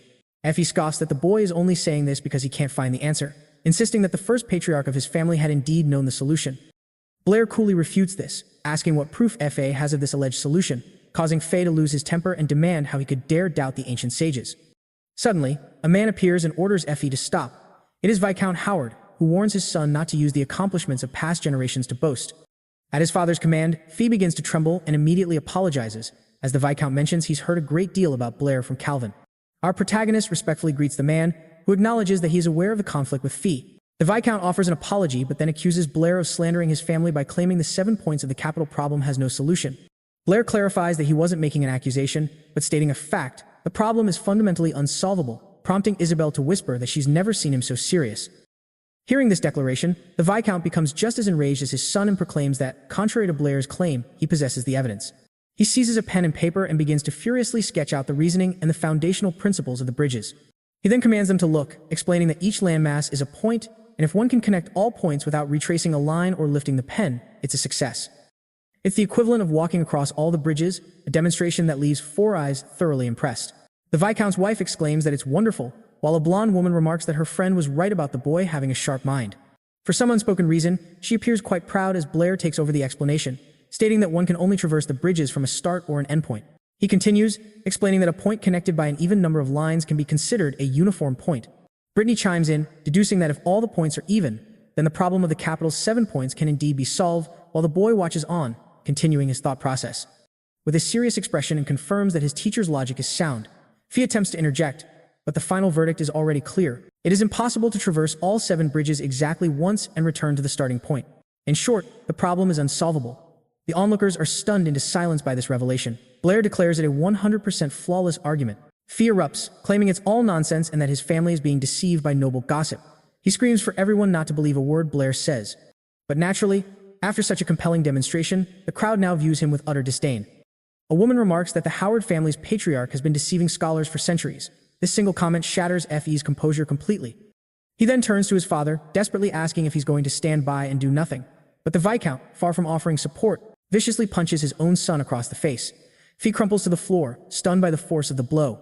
The Viscount then snarls at Fa to shut his mouth, calling him a complete failure and a disgrace to their name. Out of the corner of his eye, the man mutters that he will make Blair pay dearly for what he has done. Our protagonist is puzzled by this intense resentment, but it's clear the Viscount will not let this humiliation slide. Nevertheless, Blair calls him out, reminding everyone that he has answered one of Fee's questions, and according to the house rules, it is now his turn to ask a question that must be answered. Seeing his son defeated on the floor, the Viscount realizes he has no choice and asks what Blair wants to know. Blair states his question is simple: what is the length of the diagonal of a square? Upon hearing this, the Viscount breaks into a relieved smile, as his family is renowned for solving precisely this type of problem. His own teacher questions why Blair would ask such a simple question. The man confidently replies that the answer is 2, adding that this is common knowledge. Closing his eyes, our protagonist calmly states that the answer is incorrect. He clarifies that he wants to know the exact length of the diagonal. The Viscount is left utterly speechless. A murmur of confusion and gossip spreads through the crowd. Blair, of course, knows the man cannot answer, though he reflects that, in his own world, scientists were respected figures. While most were unknown to a public more interested in celebrity scandals, it was different here. Even though not everyone was a mathematics expert, this place was filled with high-level individuals. The students in attendance have all made significant contributions, so their status as nobles or commoners is irrelevant. It was these very people who came together to form the renowned School of Numbers. The Howard family wields immense influence as the center of this academy. Even Isabel's father, the powerful lord of the city, is required to show them proper respect. This school is dedicated to integrating everything possible to deliver the highest level of knowledge to its students. Their core belief is that all mystical phenomena in the world can be explained and understood through numbers. Essentially, it's just like the ancient Pythagorean school founded by Pythagoras himself. It was once an incredibly powerful institution, but it was built upon a single, fatal flaw in its ideology. To put it simply, everyone in this world, much like the Pythagoreans, believes that only whole numbers are real. The person who first discovered decimal numbers was his own student, a man named Sapassos, who stumbled upon them while trying to measure a square's diagonal. This discovery shook the school to its very core, leading to its downfall. The sex-devout believers were so horrified by this revelation that they decided to bind Sapassos and cast him into the Aegean Sea. However, a truth of this magnitude cannot be concealed forever, and eventually, their descendants uncovered it. Later generations would come to call these values irrational numbers, and with their acceptance, human understanding of the universe expanded. Judging by the Viscount's expression, he must be aware of the existence of irrational numbers, yet the man is sweating profusely. Everyone is now desperately trying to find the correct value for the diagonal. Brittany exclaims, wondering what on earth this is, since it's a problem even she can't solve. Then the boy clarifies that this is a novel number discovered a long time ago, which was likely suppressed by others back then. Fee witnesses his father's display of weakness, knowing that today might be the day his family loses all credibility. This realization fuels his burning anger towards Blair. He screams that this is all Blair's fault, and for that, he must be eliminated immediately. With that, he charges toward the boy, ready to attack. Blair prepares himself, shifting into a stance to dodge, but before he can act, his hand is seized by someone else. With pure, unadulterated rage, she glares down at him. Fee demands that she let go, but she apologizes, stating that she must prevent him from doing something so reckless. Despite her words, the boy tries to wrench his arm free, only to realize she is far too powerful. Behind him, his father roars furiously. Trembling, the Viscount demands to know if his son understands the sheer scale of the disaster he has caused this day. The boy stays silent, his hateful gaze still fixed on Blair. Abruptly, the man commands the attention of everyone present. He then announces his deepest regrets for this terrible incident and vows that from this moment on, he will discipline his son with the utmost severity. As for Blair's question, he promises to send the answer within a few days. He thanks everyone for their guidance and takes his leave, telling Blair to enjoy the rest of his evening at the mansion. In his mind, Blair knows it will be challenging to find the solution, but he has faith in the Howards. As they depart, the Viscount is seething, having been utterly humiliated by a child. Blair turns to thank the lady who assisted him, but she simply asks if he has already forgotten her. At that moment, Isabel appears, giving our protagonist a playful tap. She then asks how he could possibly be charming another woman right in front of her, and naturally, Blair doesn't have a clue what she's talking about. The other woman lets out a relaxed smile. She then clarifies that she was only joking, but finds it admirable how the girl gets so protective. She adds that the close bond between the two of them is truly enviable. Isabel tries to come up with a retort for Alice, but ends up just fumbling over her words. She then changes the subject, asking why Alice is even present. Alice explains that she has always been a participant in gatherings like this one, though this is the first time she has ever seen Isabel here. Brittany adds that Alice's family is quite renowned in the city of Yapo, and she always attends these exchange meetings as their official representative. Extending her hand, the woman formally reintroduces herself to Blair. They exchange greetings and share a few lighthearted jokes. Alice then leans in closer to get a better look at the boy and asks in a seductive tone if she might inquire about mathematical matters with him privately in the future. Blair gives her an immediate and swift refusal the moment he hears the question. With a stern and slightly baffled expression, he reiterates his rejection with more formality. He suggests that she should discuss such problems with Miss Brittany, claiming that his own ideas are merely inspired by her brilliance. Alice chuckles lightly and calls him an unpredictable man. She then proceeds to bid them farewell, telling him that they ought to have a proper chat the next time there isn't anyone else around. The moment she leaves, Isabel starts to pout, becoming visibly upset about Alice's attempt to flirt with Blair, while Brittany simply offers a casual wave goodbye. Isabel then begins to scold Blair for nearly being swayed by her, accusing him of wanting to run off with Alice. He defends himself, assuring her that there is absolutely no reason for him to follow the other woman. She continues to nag him, saying he's just like all the other boys who get worked up when a pretty girl approaches them. Blair retorts smoothly, asking her if Alice is even as beautiful as she is. His question makes her blush instantly, and she is also. When asked if he finds Alice prettier, he bluntly replies that Isabella is more beautiful, which renders her completely flustered and at a loss for words. He muses to himself that her persistence was getting tiresome, and that his answer was completely honest, as they were only comparing faces, not physiques, all while Isabel grows visibly agitated by their interaction. Just then, a figure approaches and greets the group. Recognizing him as Vice President Calvin, Brittany questions his presence. Calvin states that the three of them have become the main topic of conversation at the party, compelling him to investigate the source of the commotion. Blair tells him that he is overstating things, insisting he was merely assisting with a problem that had been presented, and subsequently asked a few questions. However, the Vice President informs him that the problems he solved and the questions he posed were anything but simple.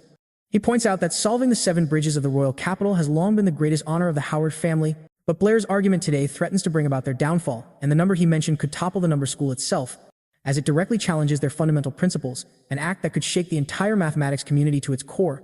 He then sharply focuses his gaze on Blair, demanding to know his true identity, reasoning that such extraordinary talent couldn't have remained hidden without a cause.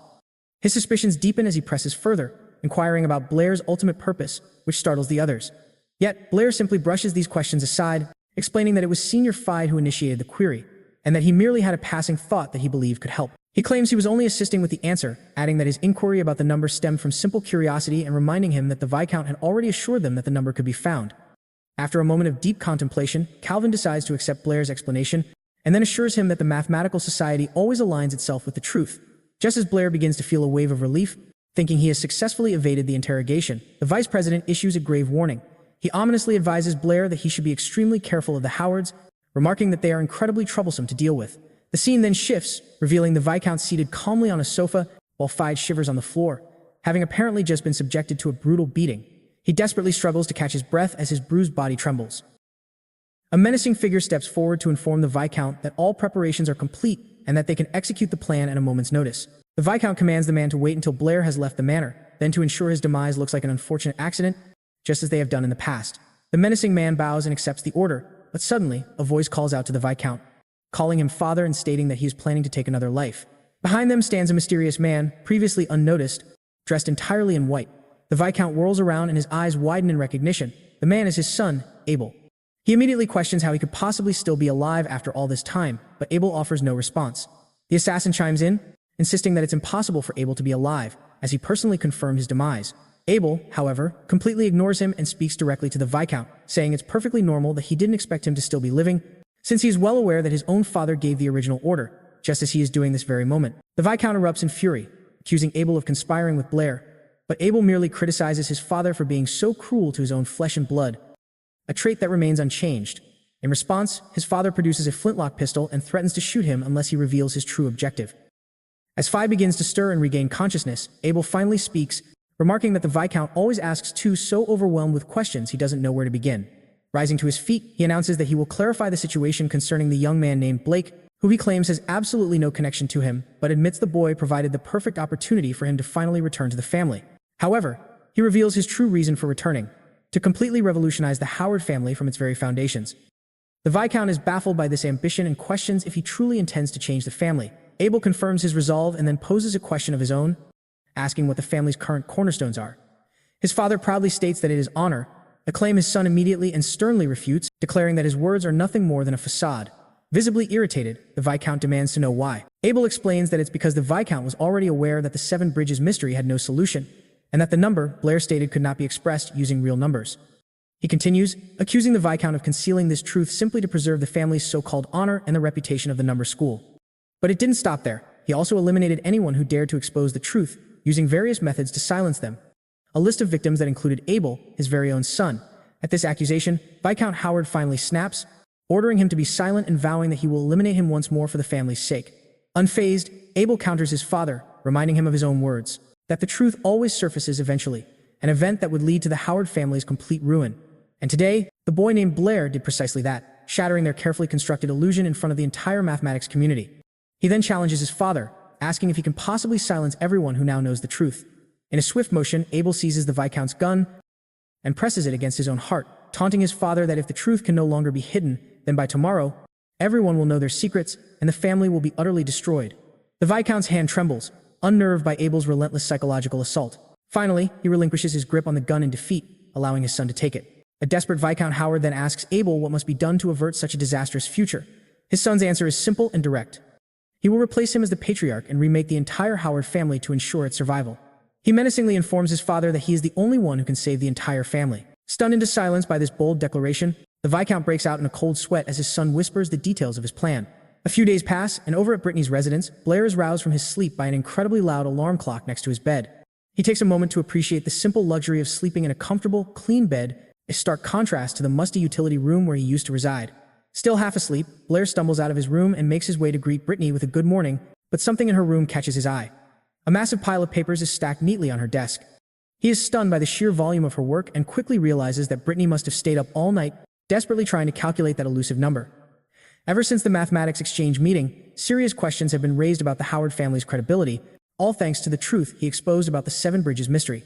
However, what's even more startling is the number he mentioned, one that cannot be expressed with rational numbers, which has led many to dub it the devil's number, to decipher it, but none can manage to express it. No matter how hard they work at it, Blair reflects that their failure is only natural, as it's fundamentally impossible to define it using rational, and that irrational numbers are an entirely foreign concept that this world has yet to explore. But he still respects the diligent efforts of this world's scholars, confident that they will eventually uncover the solution on their own, just as they did in his original world.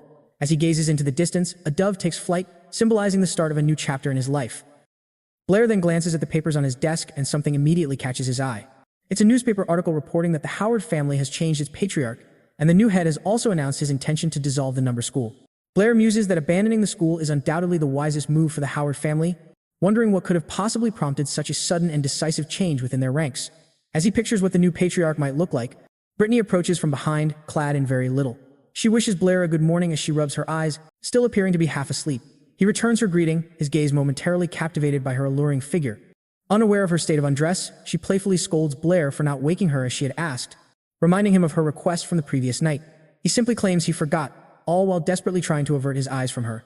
Brittany playfully teases him, calling him a bad boy, which makes him visibly flustered. She then adds that she knows he didn't actually forget and leans in, coyly stating that she knows he remembers the number, sweetly telling him to stop playing games with her. Her forward posture causes her chest to nearly spill out, triggering a sudden nosebleed for Blair. Brittany notices his is bleeding from her nose and, upon realizing her state of dress, freezes in pure embarrassment before delivering a sharp slap right across Blair's face, branding him a deviant. Following this tense moment, they make their way to the kitchen so Blair can prepare breakfast. The red imprint of her hand clearly visible on his cheek. A pang of guilt hits Brittany for her harsh reaction, and she offers an apology, explaining it was just a gut reaction. Blair calmly points out that she seems to have a completely different personality right after waking up. Flustered by his observation, she hesitantly asks if her morning self is annoying. To her surprise, Blair nonchalantly answers no, adding that he doesn't mind her either way, which makes Brittany blush faintly at his response. She thanks him for being so understanding, while Blair internally congratulates himself for handling the awkward situation so smoothly. As he continues to cook, Brittany curiously asks why he's mixing those red fruits with the eggs. He simply explains that he's making scrambled eggs, a term that leaves her utterly confused as she has no idea what he's referring to, since such a dish is unheard of in her world. Blair finishes cooking and plates the delicious-looking eggs onto a plate. As he puts the final touches on the meal, he explains that the red fruits are called tomatoes, a key ingredient for making a beloved dish called scrambled eggs back in his hometown. He's hit with a wave of nostalgia, recalling that this was the very meal he used to make all the time. With breakfast ready, Blair prepares to leave for his class, encouraging her to try the food, but just as he's about to go, Brittany asks him to wait for a moment. She then steps closer and gently wipes a small stain from his shirt with a clean cloth. Blair is completely taken aback, not expecting her to get so close to him. A blush creeps up his neck as he stands frozen in place. In a moment, she finishes, and the spot on his shirt is sparkling clean. Brittany then wishes him well, reminding him to be careful on his way to school. After Blair departs, she finds herself alone and at the table, wondering if the eggs were even edible given their bizarre appearance. She cautiously lifts a spoonful of the mixture to her lips, only to be utterly shocked by the incredible taste. The fragrant aroma alone makes her mouth water, followed by the delightful sweetness of the fresh and refreshing tomatoes, which sends a jolt of pleasure so intense it makes her toes curl. She shivers, reveling in the heavenly flavor of the scrambled eggs, which is unlike anything she has ever tasted. Meanwhile, at school, Blair's stomach is growling since he had rushed out so early that morning that he completely forgot to eat breakfast. In his class, the girls are chattering about the new head of the Howard family, gushing over his handsome looks. Their conversation then shifts to the mysterious genius who solved the Seven Bridges problem and proposed the devil's number before vanishing. One of the girls mentioned she heard from her uncle that the boy responsible is the same age as them and had requested to remain anonymous. The blonde girl expresses her disbelief, finding it impossible that the person who shook the entire mathematics community could be one of their peers, guessing that the individual must surely be a wise old man. While this gossip continues in the background, Isabella confronts Blair, asking if he really doesn't know how to express the devil's number. Blair answers with a casual air, stating that he doesn't know everything and that he has already shared all the information he has. Frustrated, she slams her hand on the desk and accuses him of lying yet again, but another voice suddenly cuts in, telling her to stop bothering Blair. The newcomer is Alice, who has just arrived in the room and wishes them a good morning. She playfully blows a kiss toward Blair, which catches him completely by surprise. Isabella demands to know why she, a third year, is even there, while Blair politely returns her greeting. Nearby, the other boys observe the two school beauties surrounding Blair and seethe with jealousy over his luck, which makes a boy with freckles wonder why Blair is suddenly so popular. Jasmine also takes notice of the two pretty girls and glances their way. Alice then moves closer to Blair and asks him about the devil's number, her proximity making him nervous. As if on cue, his stomach lets out a thunderous rumble, a result of his hunger and nervousness, leaving him red-faced as the others are taken aback. He quickly apologizes for his stomach's noisy interruption. Alice just smiles softly at his embarrassment, whereas Isabella calls him a pig for being so hungry this early in the morning.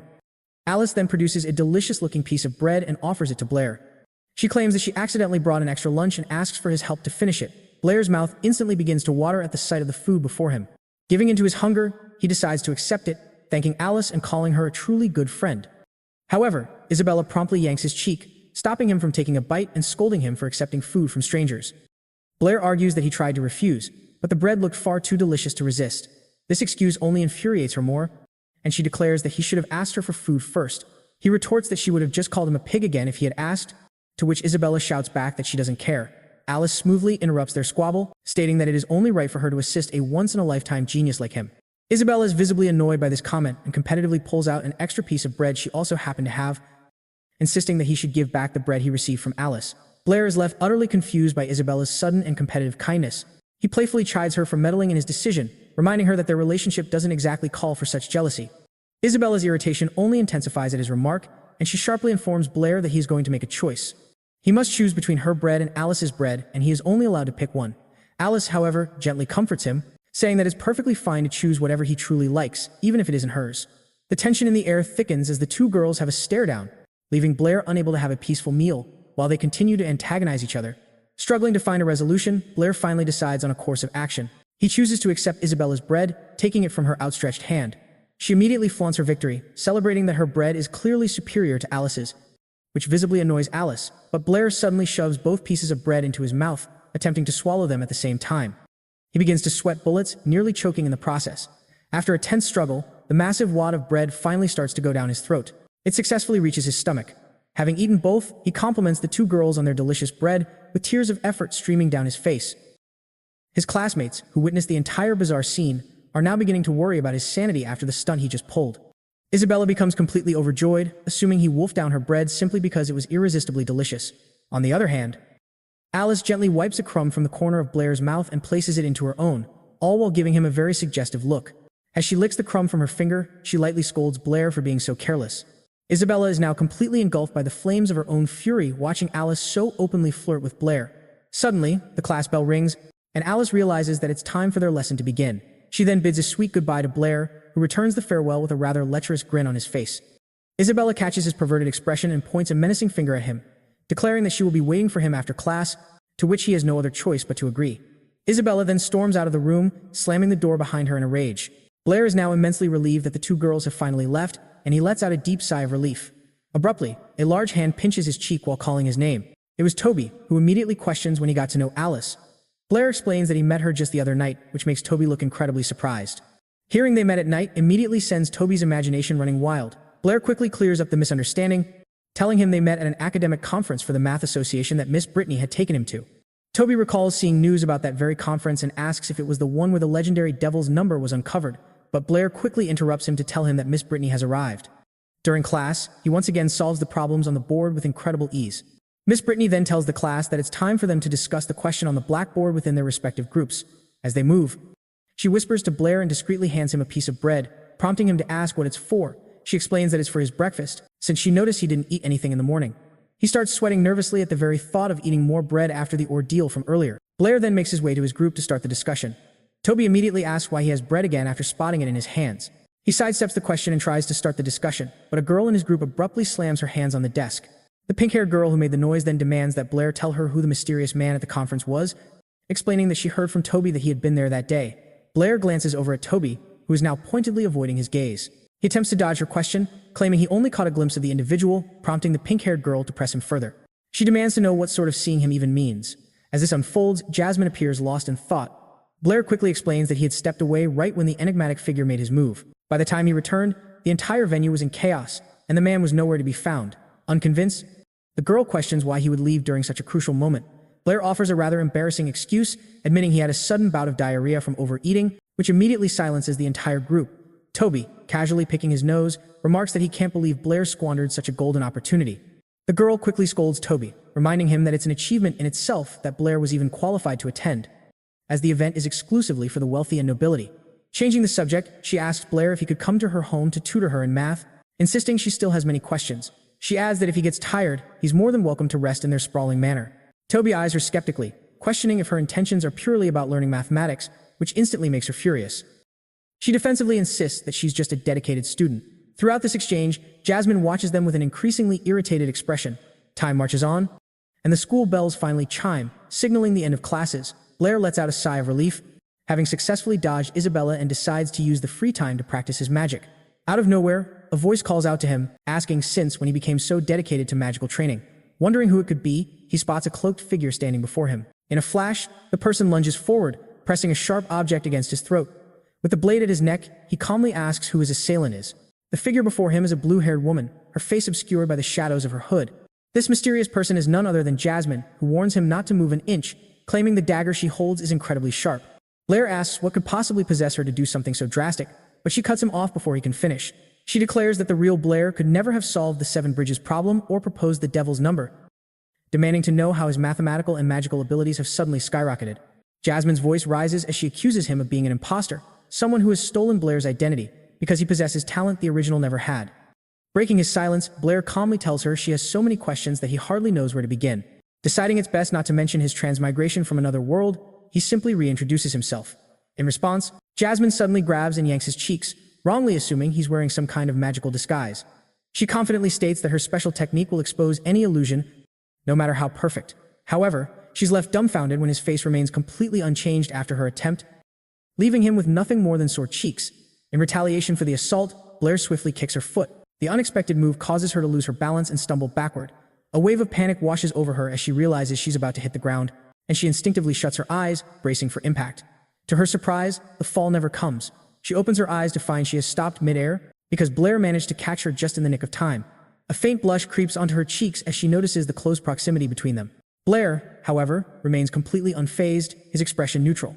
Shaking off the awkward moment, Jasmine quickly snaps back to reality and demands that he let her go, and he obliges without hesitation. In return, he sternly tells her to stop pointing the spoon which he had previously mistaken for a dagger at his neck. He then firmly reiterates that he is, in fact, the real Blair. Still flustered from the encounter, Jasmine stammers that he should probably release her first. Once he does, she immediately questions his newfound and extraordinary talent in both magic and mathematics, pointing out that he also speaks in a manner completely unlike the Blair she used to know. He insists that, despite the changes, he truly is Blair, just not the same version of him she remembers, explaining that this transformation occurred after he awoke from a very long and vivid dream. Blair begins to tell her about his home world, a place devoid of magic but boasting incredibly advanced technology. He explains that the people there had no concept of how to wield magic, viewing it merely as a work of fiction.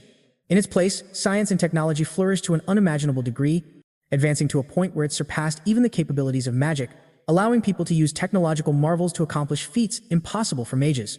Harnessing this advanced technology, his people even ventured beyond their own planet, developing the ability to journey through the cosmos and explore distant planets. He reveals that in that world, he was simply a math teacher, which explains the source of all his profound mathematical knowledge. He recalls a moment during one of his classes when a young girl, who bore a striking resemblance to Jasmine, raised her hand to ask a question, and he obliged. The student curiously inquired if the starry skies were truly traversable, and if other worlds existed out there among the stars. He answered her question truthfully, confirming that humanity could indeed travel through the vast expanse of space and that the universe was filled with countless other planets. However, despite his sincere answer, his students began to mock him for being such a boring teacher, leaving him so flustered that he was at a complete loss for words. As he recalls this painful memory, the sun begins to set outside, casting long shadows across the room. The light pouring through the windows gradually fades, signaling the arrival of twilight. Blair apologizes to Jasmine for abruptly ending his story, simply stating that after that whole experience, he awoke in this world with his newfound affinity for math and magic, but also that he'd lost some of his memories, a revelation that causes a flicker of concern to cross Jasmine's face. Having concluded his explanation, he tells her it's now her turn to speak, but she admits she has little to add, other than the fact that she now truly believes he is Blair. Her conviction is strengthened because he seems to be talking about the same kinds of things the original Blair used to mention. Intrigued, he asks if his past self really said such things, and she confirms it, explaining that the old Blair was always more fascinated with science than magic. She adds that his former self often wished he could live in a world completely devoid of magic, a desire likely fueled by his own lack of magical talent. Concluding that he must have amnesia, she assures him that she will do everything she can to help him recover his lost memories. Blair decides to play along, thanking her for her kindness and shaking her hand. The simple gesture makes her blush and become flustered. In a slight panic, she blurts out a promise to restore his memories so he can finally be at ease. A short time later, Blair is walking through the academy's hallways when he pauses, lost in deep thought about his situation, only to be suddenly snatched from behind. It's his friend, Toby, who playfully lifts him right off his feet. The two friends bicker for a moment while Toby keeps him in a tight hold, but their horseplay is interrupted by someone approaching. Blair is the first to spot the man watching them from the shadows and calls out, asking him to identify himself. At the same time, he finally wiggles free from Toby's grasp, only for Toby to playfully poke him in the nose with 2 fingers. The onlooker steps forward and is revealed to be Senior Feed. Toby recognizes him instantly and suspiciously asks what kind of scheme he's cooking up this time, noting his shady behavior. To their surprise, however, Feed simply bows his head and offers a sincere apology for his previous actions back at the manor. He repeats that his apology is genuine and humbly asks for forgiveness for his past transgressions. The surrounding students watch the spectacle, buzzing with confusion. Blair is just as baffled, asking what Feed needs forgiveness for, as he genuinely has no memory of any offense, prompting the girls in the crowd to whisper and speculate about Feed's sudden act of apology. Senior Feed then presents him with an item, explaining that his brother, the newly appointed patriarch, wanted to extend it to him as a personal invitation to a special explanatory meeting for the entire kingdom's mathematics community, scheduled for this very evening. Despite the deep bow to Blair, Feed is seething with frustration, a fact he carefully conceals while urging Blair to attend the gathering. Togi immediately advises against it, sensing that the senior is once again up to no good. After a moment of contemplation over the invitation, Blair makes his choice. He will go to the mansion, regardless of the potential risks. The meeting is a grand affair, filled with opulent-looking guests engaged in their own private conversations. Blair feels completely intimidated by the sheer scale of the mansion, yet his curiosity compels him to press forward. All at once, A sharp pinch on his ear makes him yelp in pain. He turns to see it was none other than Isabella, who had just made her own grand entrance at the conference. She immediately begins to scold him for not waiting for her back in the classroom. Shortly after, Miss Brittany arrives, also expressing her surprise at his presence. With her stunning figure on full display, she informs him that they had been searching for him at the academy just a short while ago. Blair curiously asks if she received an invitation too. She explains that news of the Howard family holding a meeting tonight had spread like wildfire, so it was only natural for her and nearly the entire mathematics community to attend. She adds a crucial detail. While everyone in the math circle showed up, no one else received a formal invitation like he did. This makes Blair realize how strange it is that he was singled out, leaving him to wonder about the true purpose of his invitation. But before he can ponder further, someone interrupts his thoughts by playfully touching his ear, causing his face to flush a deep red. It's Alice, another attendee of the event, and she gently rubs his ear, an act that infuriates Isabella on multiple levels. Isabella shoots a venomous glare at Alice and declares that she obviously hadn't pulled his ear with any real force, but Alice retorts that it's bright red, so it must have been painful. Seeing the two square off once more, a nervous Blair braces for the inevitable explosion, but Miss Brittany steps in to interrupt their brewing scuffle. She urges all of them to head into the briefing, though the two girls continue to exchange icy glares as they make their way into the main venue. As they walk, Blair's eyes are drawn to a peculiar sight on the wall. The famous Seven Bridges painting has been removed, leaving nothing but an empty, blank picture frame in its place. Brittany gazes at the vacant frame, murmuring and wondering what Abel could have done to resolve the current situation. Overhearing her, Blair asks if she knows Abel, but she quickly dismisses it as nothing significant, explaining that she was merely a former classmate of his. She reveals that Abel was even slated to become a teacher at the academy before he suddenly vanished 3 years ago. Brittany admits her own shock upon learning he was now the head of the Howard family, prompting Blair to ask her what kind of person Abel truly is. After a moment of thought, Brittany replies that he was a man who had eyes for nothing but mathematics. In a private room deep within the mansion, Abel is seated at his desk, poring over some documents. Feed enters to inform him that all the guests have arrived and are awaiting his appearance, but Abel simply remarks that his brother has clearly never been in love. Otherwise, he'd know that arriving late only serves to heighten a date's expectations. He then casually asks Feed if the very man they were discussing made his entrance. Fij replied with anxiety, explaining that the crowd was so dense he couldn't be certain if Blair was actually among them. I placed a reassuring hand on his brother's shoulder, promising him that he was nothing like their father, so there was no longer any reason to be afraid. He then declared it was time for them to enter the venue and begin a brand new chapter for the Howard family. Inside the main hall, a bustling crowd of people were busy socializing. Suddenly, a man caught sight of the Howard brothers in the distance, prompting him to announce to the entire assembly that they had finally made their appearance. Despite the hundreds of eyes on him, Abel strode forward with grace, as calm as a stone, while his brother trailed nervously behind him. The people gathered there sized up the new head, remarking on how incredibly young he was. Abel initiated the meeting by greeting the guests, expressing his profound thanks for their attendance at the briefing. He introduced himself as Abel Howard and offered a deep, respectful bow to the guests, thanking them once more. Brittany observed that Abel had transformed completely from the person he was 3 years ago, both in his manner of dress and speech. Abel then retrieved a book from his coat and informed the audience he would get straight to the point, as they had already been waiting for quite some time, although he mentioned that he would first need to share some of his family's history. Blair's eyes locked onto the book in his hand, his mind racing, wondering what secrets it could possibly hold. Abel revealed that the book contained a note from the first patriarch of the Howard family, a note detailing the truth that their lineage had concealed for so long. The message explained that the first patriarch had attempted to solve the Seven Bridges mystery, repeatedly walking its paths just like the other scholars of his time. Though a solution eluded him for a great while, the first patriarch was absolutely determined not to surrender, until one day he believed he had successfully completed a non-repetitive walk. This conviction caused him to announce his triumph on the spot, promising everyone he would demonstrate the exact route he took the very next morning. The first patriarch was so consumed by pride at that moment that he failed to verify his findings before his public declaration. But later that night, when he returned to the bridge to confirm his path, he came to the crushing realization that he had made a monumental mistake. The fact was, he had not found a solution at all, but had merely misremembered the route he walked, which led him to falsely believe he had found a path with no repetition. He knew that he would become a laughingstock by morning after such a tragic miscalculation, so overcome by this, he chose to end his own life due to his profound shame and as a means to atone for his public error. At the same time, he also left a note which recorded his mistaken discovery in great detail and implored future generations to set the record straight with the public on his behalf. But his descendants defied his final wish, choosing instead to hide the notes from the world, making it appear as though the patriarch had accidentally fallen into the river along with all the proof he possessed. They did all of this just to maintain the family's so-called honor, a facade they kept up until this very day. Having finished the story, Abel stood resolute before the massive audience, declaring to them all that the truth can never be hidden forever, and that the Howard family would now face that truth and whatever backlash was to come. With that, he bowed humbly once more, asking for their forgiveness. Fred watched on, completely shocked by his actions. His brother's bold move and tries to intervene, only to quickly reconsider. Abel then steps forward and offers a sincere apology to everyone present on behalf of the entire Howard family. His stunning revelation sends shockwaves through the meeting, and a murmur of voices erupts among the attendees. Observing this, Blair deduces that the new patriarch is an incredibly decisive leader, especially after witnessing his handling of the Howard family's lie concerning the Seven Bridges mystery. He is thoroughly impressed that Abel chose to reveal the truth, a decision that places a heavy burden on future generations but ultimately preserves the honor of the first patriarch. The woman in the top hat then questions if Abel's disbandment of the Numbers faction a few days prior was a form of atonement for the family's deception. The new patriarch confirms that it was indeed partly an act of atonement, but that there was a more significant, primary reason for his actions: the infamous devil's number. The lady then inquires if he has yet to find this number, to which Abel replies that while the number remains unfound, it is not due to any lack of ability on their part. He then announces that the true reason is because the devil's number simply does not exist. This declaration stuns Blair, while the other guests immediately demand that he clarify his shocking statement. Abel elaborates, explaining that the number cannot be found within their current system of mathematical understanding, which was precisely why he was forced to disband the Numbers sect. A young, studious-looking man from the crowd then asks if this means the devil's number is fundamentally incomprehensible. Abel corrects him, revealing that the devil's number isn't unsolvable, but rather represents an entirely new field that the mathematical community has yet to even begin exploring. He goes on to state that the only way for them to solve this puzzle is to direct their questions to the original proposer of the number, none other than Blair from Street Donna's Academy.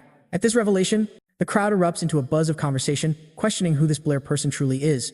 Abel carries on with his speech, explaining that Blair is likely an unfamiliar name to them because he's exceptionally humble about his work, having previously asked for his identity to remain concealed. However, Abel firmly insists that now is the time for Blair to step into the spotlight and lead them, for the sake of advancing the entire mathematics community. Hearing this, Brittany turns around to ask Blair what he's going to do, but she discovers that he has completely vanished. Since nobody has a clue where Blair suddenly disappeared to, Abel's younger brother informs him that their target is no longer in the vicinity. Abel calmly replies that he had wrongly assumed Blair's own curiosity would be enough to make him step forward on his own accord. Yet, with a confident smirk, he declares that it's only a matter of time before Blair comes to find him, a proclamation which causes his younger brother to be quite taken aback by his certainty. Later on at school, the girls in Blair's class are all whispering about a certain someone. Their topic of discussion is Blair, who has just been outed as the creator of the infamous devil's number. And now everyone is demanding that he step up and address the issue. Blair, for his part, is deeply agitated that Abel successfully managed to shift all the attention away from the Howard family and squarely onto him. Suddenly, his friend Toby pokes him from the side, calling out his name, to which Blair responds defensively, claiming he doesn't know anything. Even though Toby hasn't asked a question yet, his friend simply gestures towards the front of the classroom. Blair's eyes follow his gesture, and he sees an enormous man who happens to be their history professor, a man named Hank. This sends Blair into a panic, realizing he's been caught completely off guard.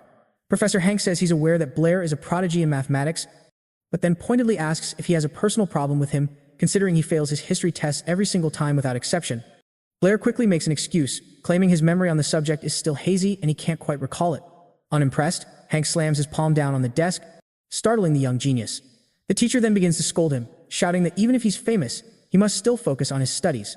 Just then, Toby nervously raises his hand, trying to inform the teacher that someone is looking for Blair. Hank immediately shouts at him for the interruption, but Toby persistently points toward the person at the door. The teacher explicitly declares that absolutely no one is permitted to interrupt his lesson, not even the vice president Calvin. As if on cue, Calvin steps up from behind and places a hand on his shoulder, calmly stating that he is, in fact, the one looking for Blair, which completely startles the flustered teacher. After fumbling over his words, he finally allows Blair to leave. They step out into the hallway after exiting the classroom, accompanied by another man dressed identically to Calvin. The vice president greets Blair once more with a warm smile plastered on his face. Blair looks utterly defeated, instantly realizing they've come for the answer to the devil's number. Calvin begins to explain that the entire world is waiting for him to step forward and solve the devil's number, a situation that has put them all under immense pressure, so they have no other choice but to seek his help. Blair takes a moment to think before responding, but he's cut off by the man standing next to the vice president, who insists they desperately need his help and that it would cause him no harm. Blair, however, bluntly tells them with a bright, unwavering smile on his face that he has absolutely no intention of helping. A short time later, a frantic Toby is seen rushing and bursting through the door to Miss Brittany's office. She is quite puzzled by his sudden and hurried entrance, asking him what all the commotion is about as he struggles to catch his breath. In a panic, Toby explains that Blair has just been taken away, a piece of news that immediately fills her with worry. Meanwhile, inside a school meeting room, a handful of influential figures are standing by. The room is filled with esteemed scholars and high-ranking officials from the mathematics circle, all of whom have gathered around Blair, subjecting him to an immense amount of pressure. Among the crowd are the 4 associate deans of the academy, as well as the 3 vice presidents of the Mathematical Society. Blair also notices that there are more than a dozen association deacons waiting just outside the door. He calmly states that he understands Vice President Calvin has orchestrated this entire gathering to pressure him into agreeing to reveal the secrets of the devil's number. Calvin retorts that since Blair released such a devilish problem into the world, it is also his responsibility to solve it. Blair simply responds by asking why they are so determined to label the truth as something devilish. This bold statement clearly agitates the deans of the school, but Calvin quickly silences them before they can speak. He then asks Blair directly if the devil's number truly cannot be expressed as a ratio of whole numbers, to which Blair replies that it isn't just the devil's number. He explains that the square roots of 2, 3, and 5 are also numbers that cannot be expressed as a ratio of integers. He goes on to state that there is an infinite quantity of such numbers that defy their current mathematical proofs, and he can only reveal a small fraction of this concept to them. A mature-looking scholar then asks what he means, demanding to know for how many centuries they have been fundamentally wrong. Blair reassures them that this is a perfectly normal part of progress, due to the very nature of mathematics, which is a field that is constantly evolving. He explains that as long as they discover new proofs, they can expand their understanding of numbers. Upon hearing this, Calvin pleads for his help, realizing that Blair genuinely understands the truth behind the devil's number. However, Blair refuses once more, apologizing and saying that he admits he really can't help them with this. He also states that he knows what they are afraid of, which is the revelation that the truth they have believed for years is about to be completely overturned.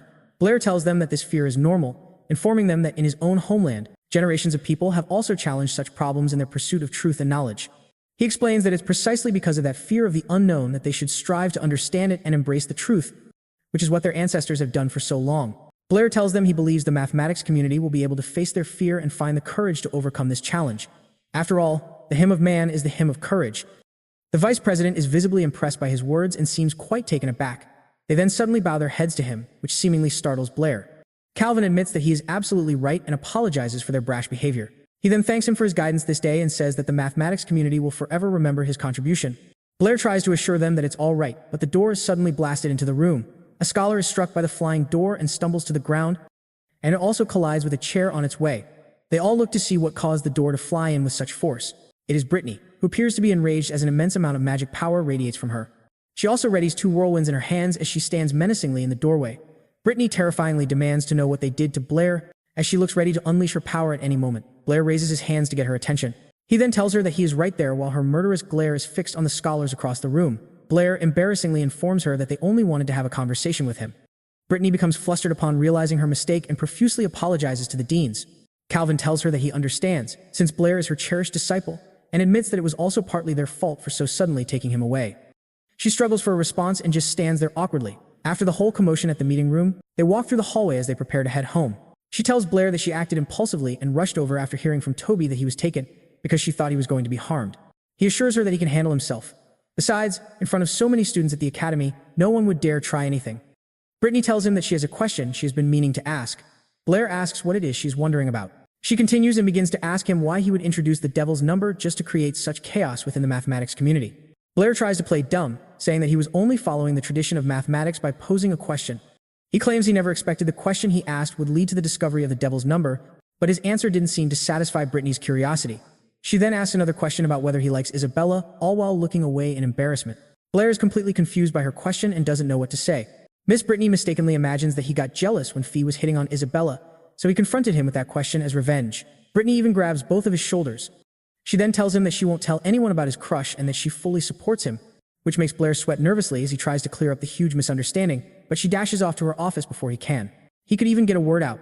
He tried to stop her with a look of utter bewilderment, but to no avail, leaving him frozen solid with mortification over her complete misunderstanding.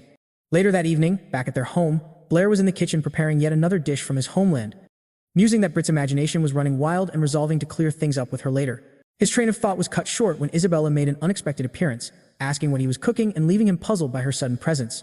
Brittany quickly explained that she had invited Isabella, who was eager to learn about the devil's number, and that he should let her sample his cooking as well. Blair then directed a question to Isabella, asking if she specialized in wind magic. Isabella clarified that it was Miss Brittany who was the high-level wind magician.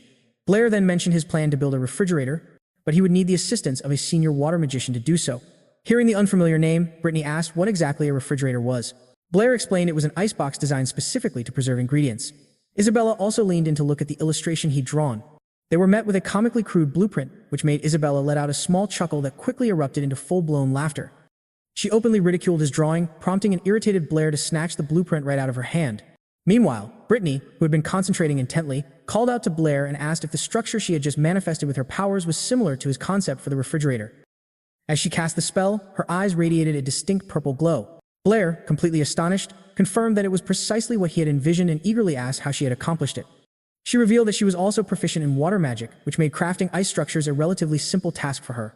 Isabella was floored by this revelation, as wielding more than a single magical element was a rare feat achieved by only a handful of magicians.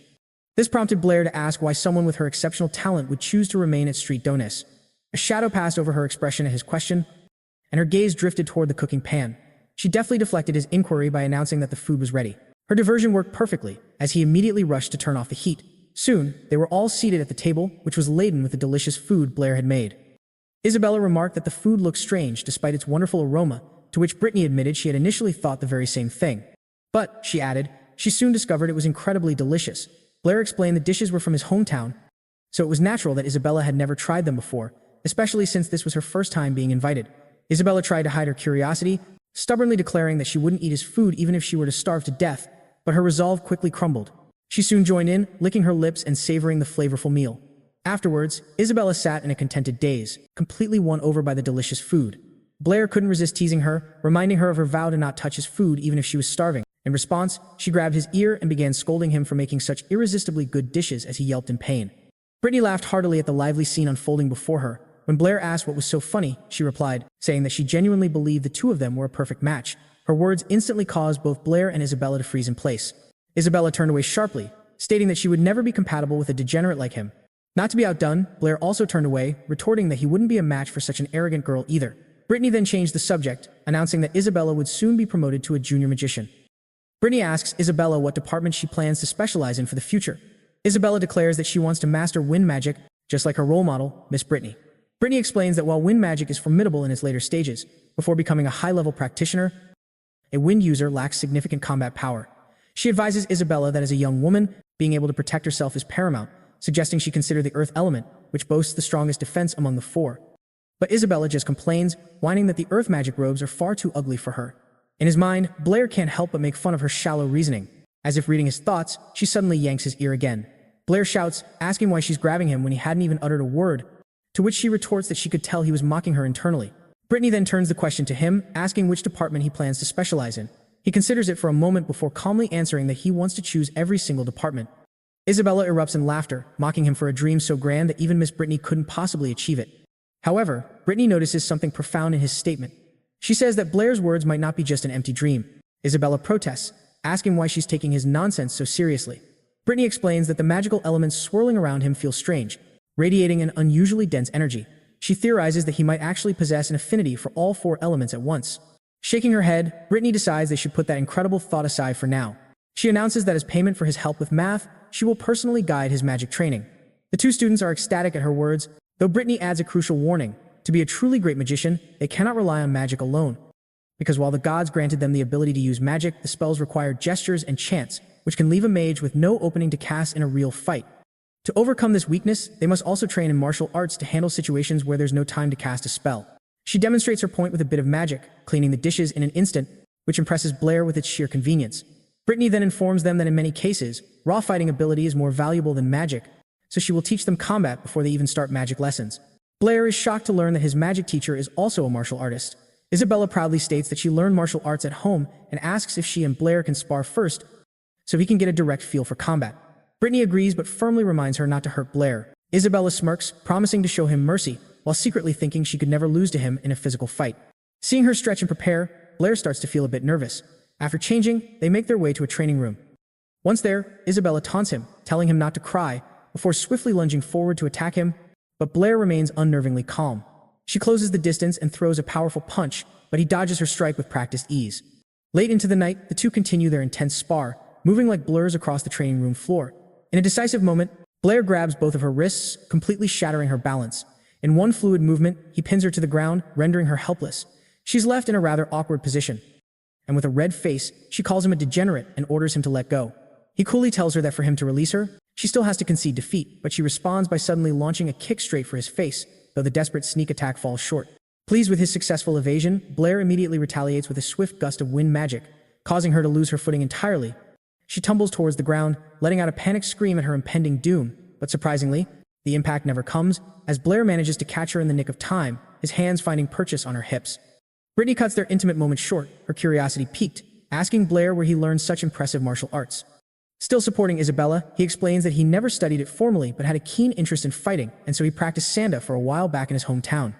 This only prompts more questions from her about both the fighting style and the home he keeps mentioning. As Blair struggles to formulate an answer, Isabella, still in his arms, reaches up and yanks on his ears once more. Finally getting the message, he sets her down, prompting a pout from her as she insists the only reason she lost this time was because she had slipped on the ground. Brittany, completely intrigued by his fighting style, boldly asks him to try it on her next. Blair hesitates, explaining that sanda isn't easy to control and pointing out how he nearly struck Isabella, but Brittany simply assures him not to worry about it. Deciding to trust her, Blair agrees and reminds her to be careful as he takes his stance, then lunges straight at Brittany, but she easily anticipates his attack and raises her guard, a certain distracting bounce momentarily catching his eye. The sight causes him to recall his sanda coach's words, when facing a true master, "You won't even have time to understand what happened to you." He dismissed it as an exaggeration back then, but in this moment, he was certain of its truth, especially after she delivers a precise strike to his neck, instantly causing him to lose consciousness. Brittany catches his limp body, preventing a hard fall and setting him down gently on the floor. Isabella rushes over in a panic, asking what happened and if Blair is all right. Brittany knowingly points out that Isabella truly does care for him, before explaining that he's only unconscious for a little while and will wake up later. Isabella becomes flustered at the accusation and tries to deny it, but Brittany simply tells her that she knows that she likes Blair, eliciting a shocked reaction from Isabella, who desperately refutes the claim of liking such a pervert and demands that Brittany stop spouting such nonsense. Brittany calmly tells her that she shouldn't deny her feelings, as she sees nothing wrong with them. In fact, Brittany confesses that she feels the very same way, but their heart-to-heart is suddenly interrupted. It's Blair, whose hand has started wandering over Brittany's body in his unconscious state, causing Isabella to gasp in shock. She's stunned, thinking he was awake the entire time, but in reality, he's only just beginning to stir. The next morning, Blair finds himself covered in bandages and complaining about the pain. Toby asks what happened, cheekily wondering if his night was so intense that he got hurt just sleeping at Miss Brittany's house, but Blair quickly makes an excuse about accidentally falling. In truth, it was all thanks to a certain violent woman who had suddenly pinned him to the ground the moment he woke up, mistakenly believing he had touched Miss Brittany on purpose. He had pleaded with her to stop, crying out that his hand was about to break, while a weak Brittany also asked her to let him go, but in the end, her extreme strength was too much, and she ended up breaking his hand. Through the ordeal, he also realized that Brittany possessed incredible fighting skills, deducing that she must have undergone formal combat training for a very long time, a rarity in this world for someone from a normal family, as most wouldn't have the resources for such training from an early age, let alone the aptitude for magic, mathematics, and he was genuinely pondering her origins when Toby's voice suddenly broke his concentration. Toby proudly announced that he finally perfected the 2-fireball summoning trick Blair had shown him. Blair was taken aback that he'd mastered it so quickly, so Toby eagerly offered to give him a demonstration. He immediately began the incantation, gathering his flame energy from within. Blair watched with anticipation as Toby finished casting the spell and unleashed the fireballs. However, Blair's expression turned to shock, not because the display was impressive, but because it was utterly underwhelming. Toby once again showed him the pathetic little flames he had managed to conjure with every ounce of his strength. Looking at the 2 tiny flickers, Blair tried to console him, noting that his magical power had indeed grown stronger than it was before. He carefully concealed the fact that he was deeply disappointed by the boy's technique, opting to say nothing more. In that moment, a cake suddenly appeared before him.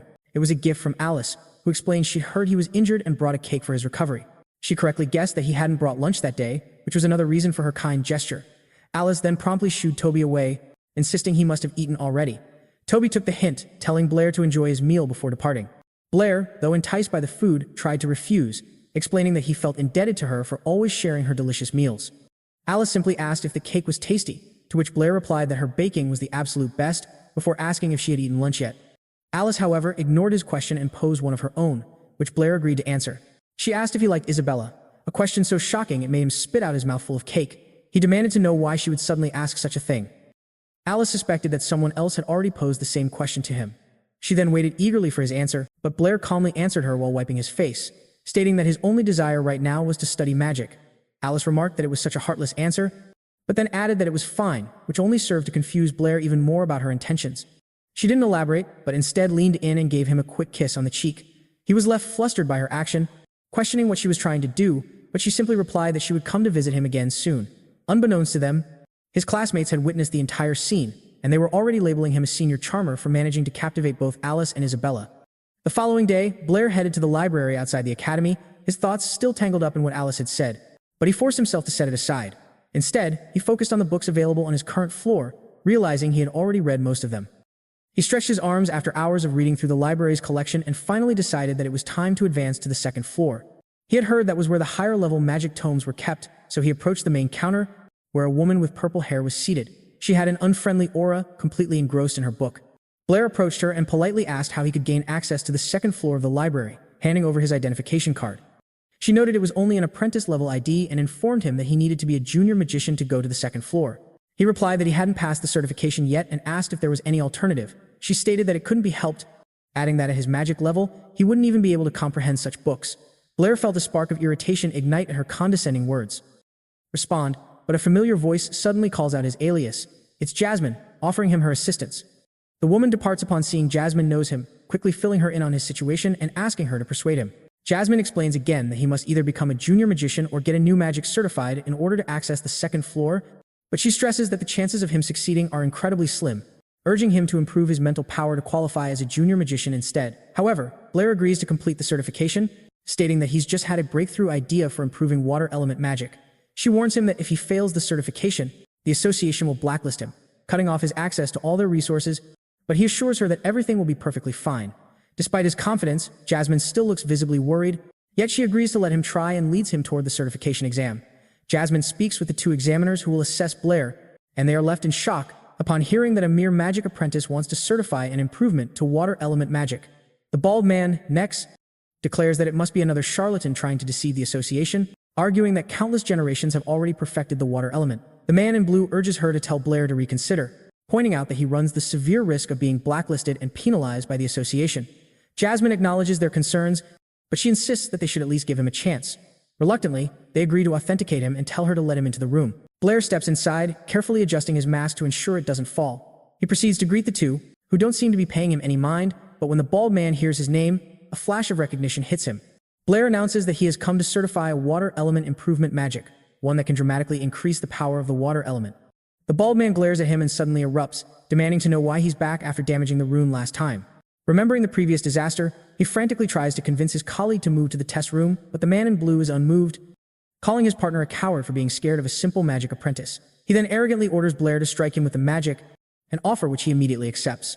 Blair begins to draw in the ambient energy from the air around him.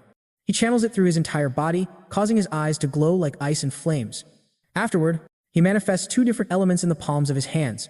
The man in blue is stunned to realize he's a dual caster and turns to the bald man, demanding to know why he hadn't mentioned it, but his panicked partner ignores him and casts a defensive spell.